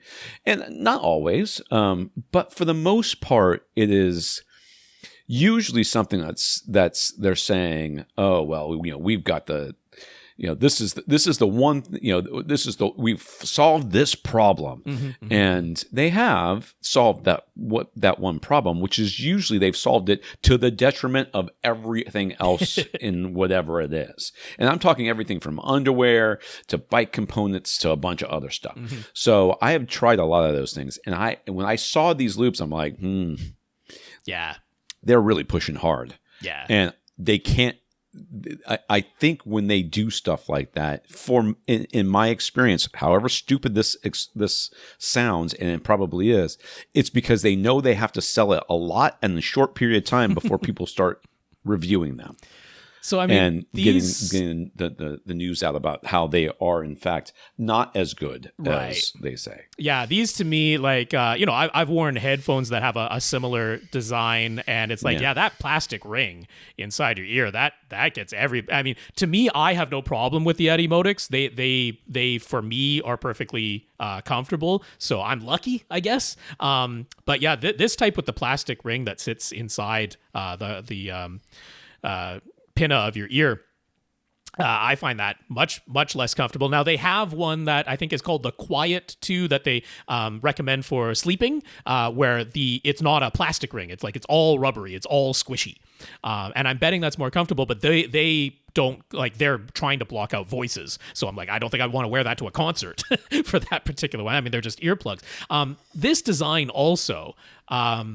Like, if you're moving around, this is going to come loose in your ear. It's guaranteed. This type of nub, this silicone nub style, is going to come loose in your ear. I mean, that's almost certainly why some people are like, hey, it doesn't protect your hearing as much as they said it does. Well, it's because you didn't actually keep them fully seated in your ear. They don't form that kind of seal unless you quite frequently readjust them inside of your ear. And then many people do not insert any of these properly. The Etymotics as well, definitely. You need to pull on the pinna of your ear, push it in with your other hand, and then release the pinna of your ear and let it settle and sit in there. And many, like, they put them in upside down. they don't put them in far enough. Most people don't tug on their ear to open the ear canal and seat it in there. So yeah, it's tough because some of the complaints about the Loop, I don't think is actually Loop's fault. I think it's like user error in that they're not wearing them correctly. Some of the complaints I'm absolutely, I can see how that could become uncomfortable to wear as well. So what I think you need to do is, I respect Lauren Dragon, who writes most anything to do with earphones and hearing aids and hearing protection, everything over at the Wirecutter. I really like what she writes, but yeah, I don't know if this was, like, stuff at the New York Times these days, pretty questionable. Stuff at the Wirecutter, pretty questionable. But they have their other actual recommendation that isn't Loop, which is, it's not fully custom. It's not go to an audiologist and get a mold of your ear canal and fully custom it, but it's the type that you actually boil a little part of it so that it softens up, just like a mouth guard, right? And then you put that into your ear, and then it conforms exactly to the shape of your ear. They're about $100, but if you're frequently going to concerts and you care about protecting your hearing and you really find the Etymotics uncomfortable, I think it's a worthwhile investment, because those you will find very comfortable. You'll be able to wear them the entire concert, and most importantly, you'll protect your hearing. To me, $100 is not too much to ask for that. I have a hard time saying that they're going to find them very comfortable. I feel like no matter what, I mean, I understand it's the exact shape of your ear if you've done it correctly and it doesn't get deformed on the shipping or whatever, and that everything's constructed exactly right. I've had in ear these things where you do exactly what Rob's telling you. You soften them up, you put them in your ear, then they go off and you either make a mold from that or whatever. Doing it yourself, to me, I would just, if you're going to do it, go whole hog and go to it. Do the audiologist style. Yeah. Because I did that and one fit perfectly and the other one fell out constantly. Right. And I can't blame the headphones that I was using because I was the one that did it. And they're counting on that. Mm-hmm. They know that if they let you do it yourself, then if it gets messed up, they're going to be like, well, you're the one that we just gave you what you sent us. So it's your fault. So I would rather just go whole hog and go to audiologist if it's that important. There are a few $100 if you do that. So the other side of it is any of these, whether it's the Loops, whether it's the Etymotics, whatever it is, almost all of them give you a couple of different ear tips, different sizes. And the thing that many people don't think about is my left ear is not necessarily the same size as my right ear, the ear canal. I say this all the time, yes. And they don't have to match. It's more important that they fit properly in your ears. That you don't have to have medium on the left and medium on the right. There's no reason for that. If you've got a smaller ear canal on your left and a larger ear canal on your right, then choose different size tips. That's exactly what they're there for. It's weird how like sometimes people hear that and like, I never thought to do that. I just assumed that if it's, medium on one side, it has to be medium on the other. Absolutely not. So sometimes that can overcome a comfort thing. Because if you're like, one of my ears hurts, the other one is okay, then it's probably just that you made them both the same size and you really should have had different sizes for your two ears. And I've done that.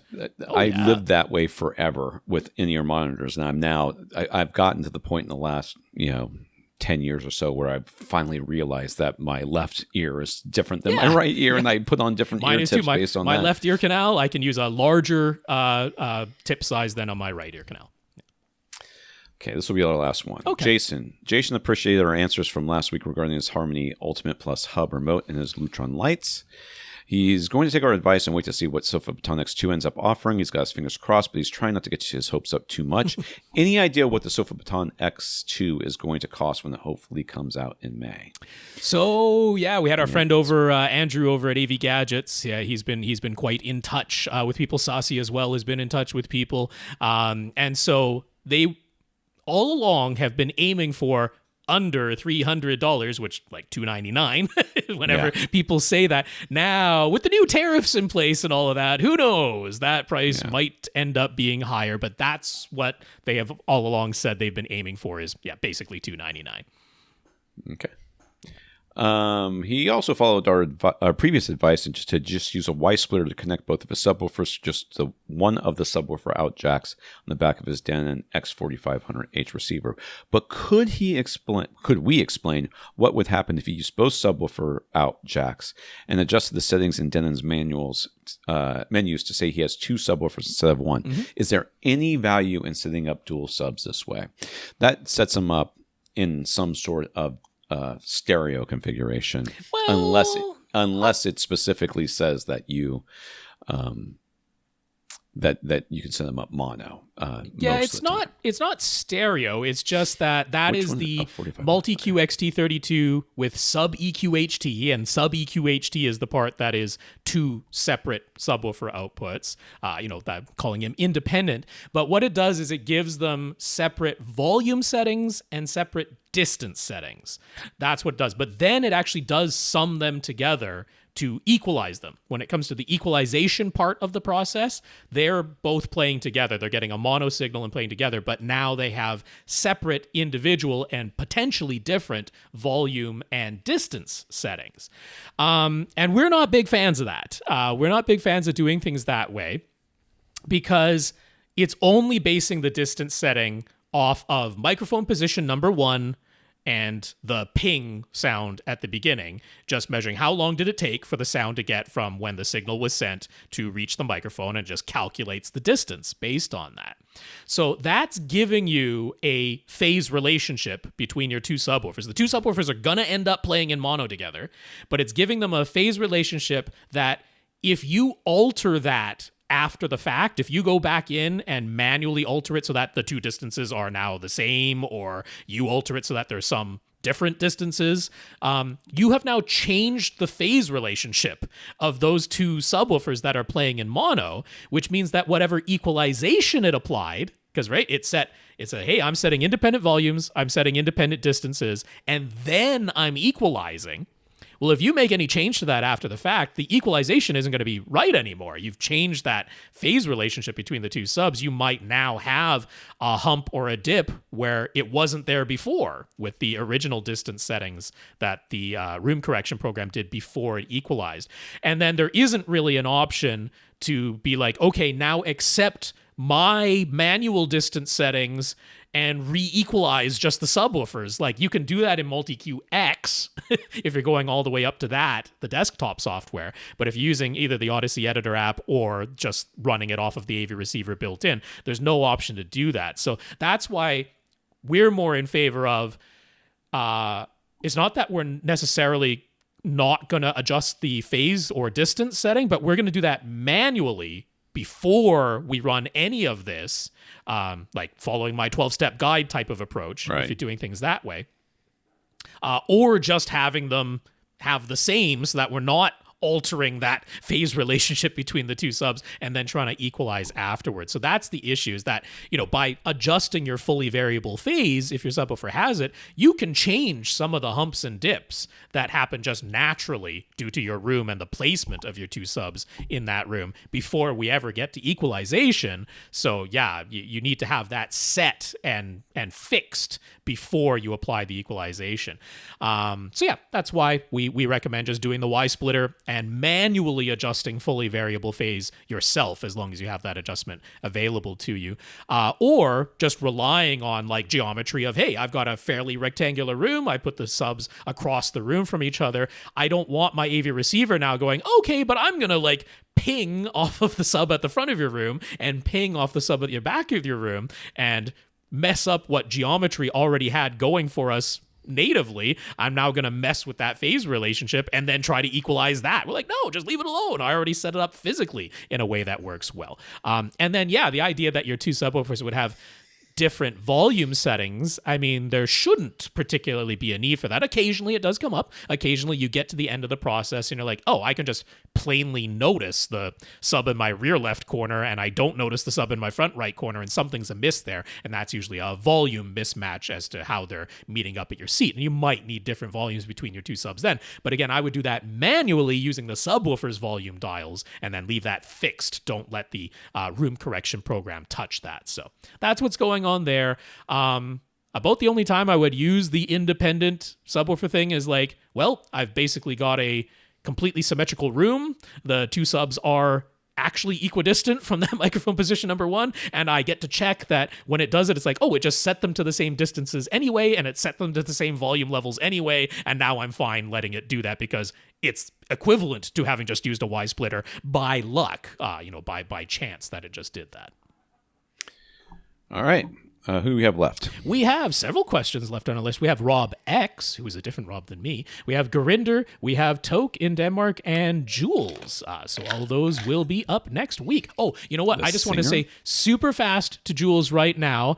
Those Monitor Audio Bronze B2 bookshelf speakers that you picked up off of eBay, nice speakers, completely inappropriate to be used in a warehouse. That's the question that's coming up. They are not up to the task, Jules. It's not your AV receiver or the amplifier. You need different speakers than those. They're not bad speakers. They just can't fill a 25 meter squared warehouse. Not foot, meter.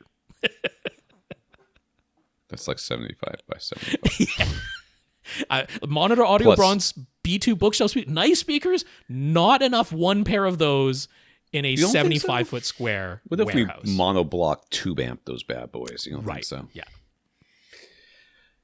I want to thank our listeners of the week. I want to thank Jonathan for going to avrant.com, clicking on the Buy Us a Cup of Coffee link, and sending us a PayPal donation, as well as our 130 patrons over at patreon.com. That is right. Yeah, Jonathan, thank you very much for returning to us. Hooray! Welcome back. Yay. Glad to have you back into the fold, and thank you so much for your PayPal donation. That's really, really nice. And then patreon.com/AVRant podcast is where you can go to sign up to make an automatic monthly donation. So a big thanks to our 130 patrons over there.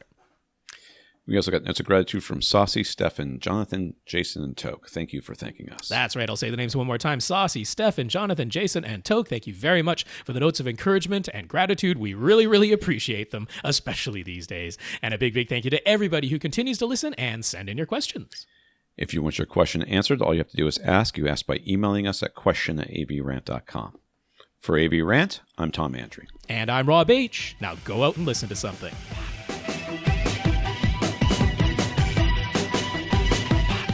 Want your question answered? Send it to question@avrant.com.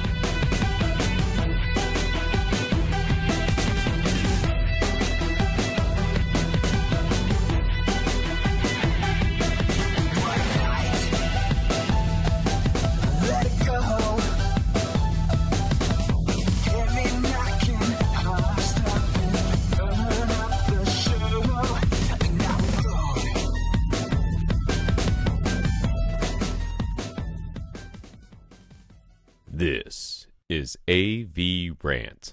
Now go out and listen to something.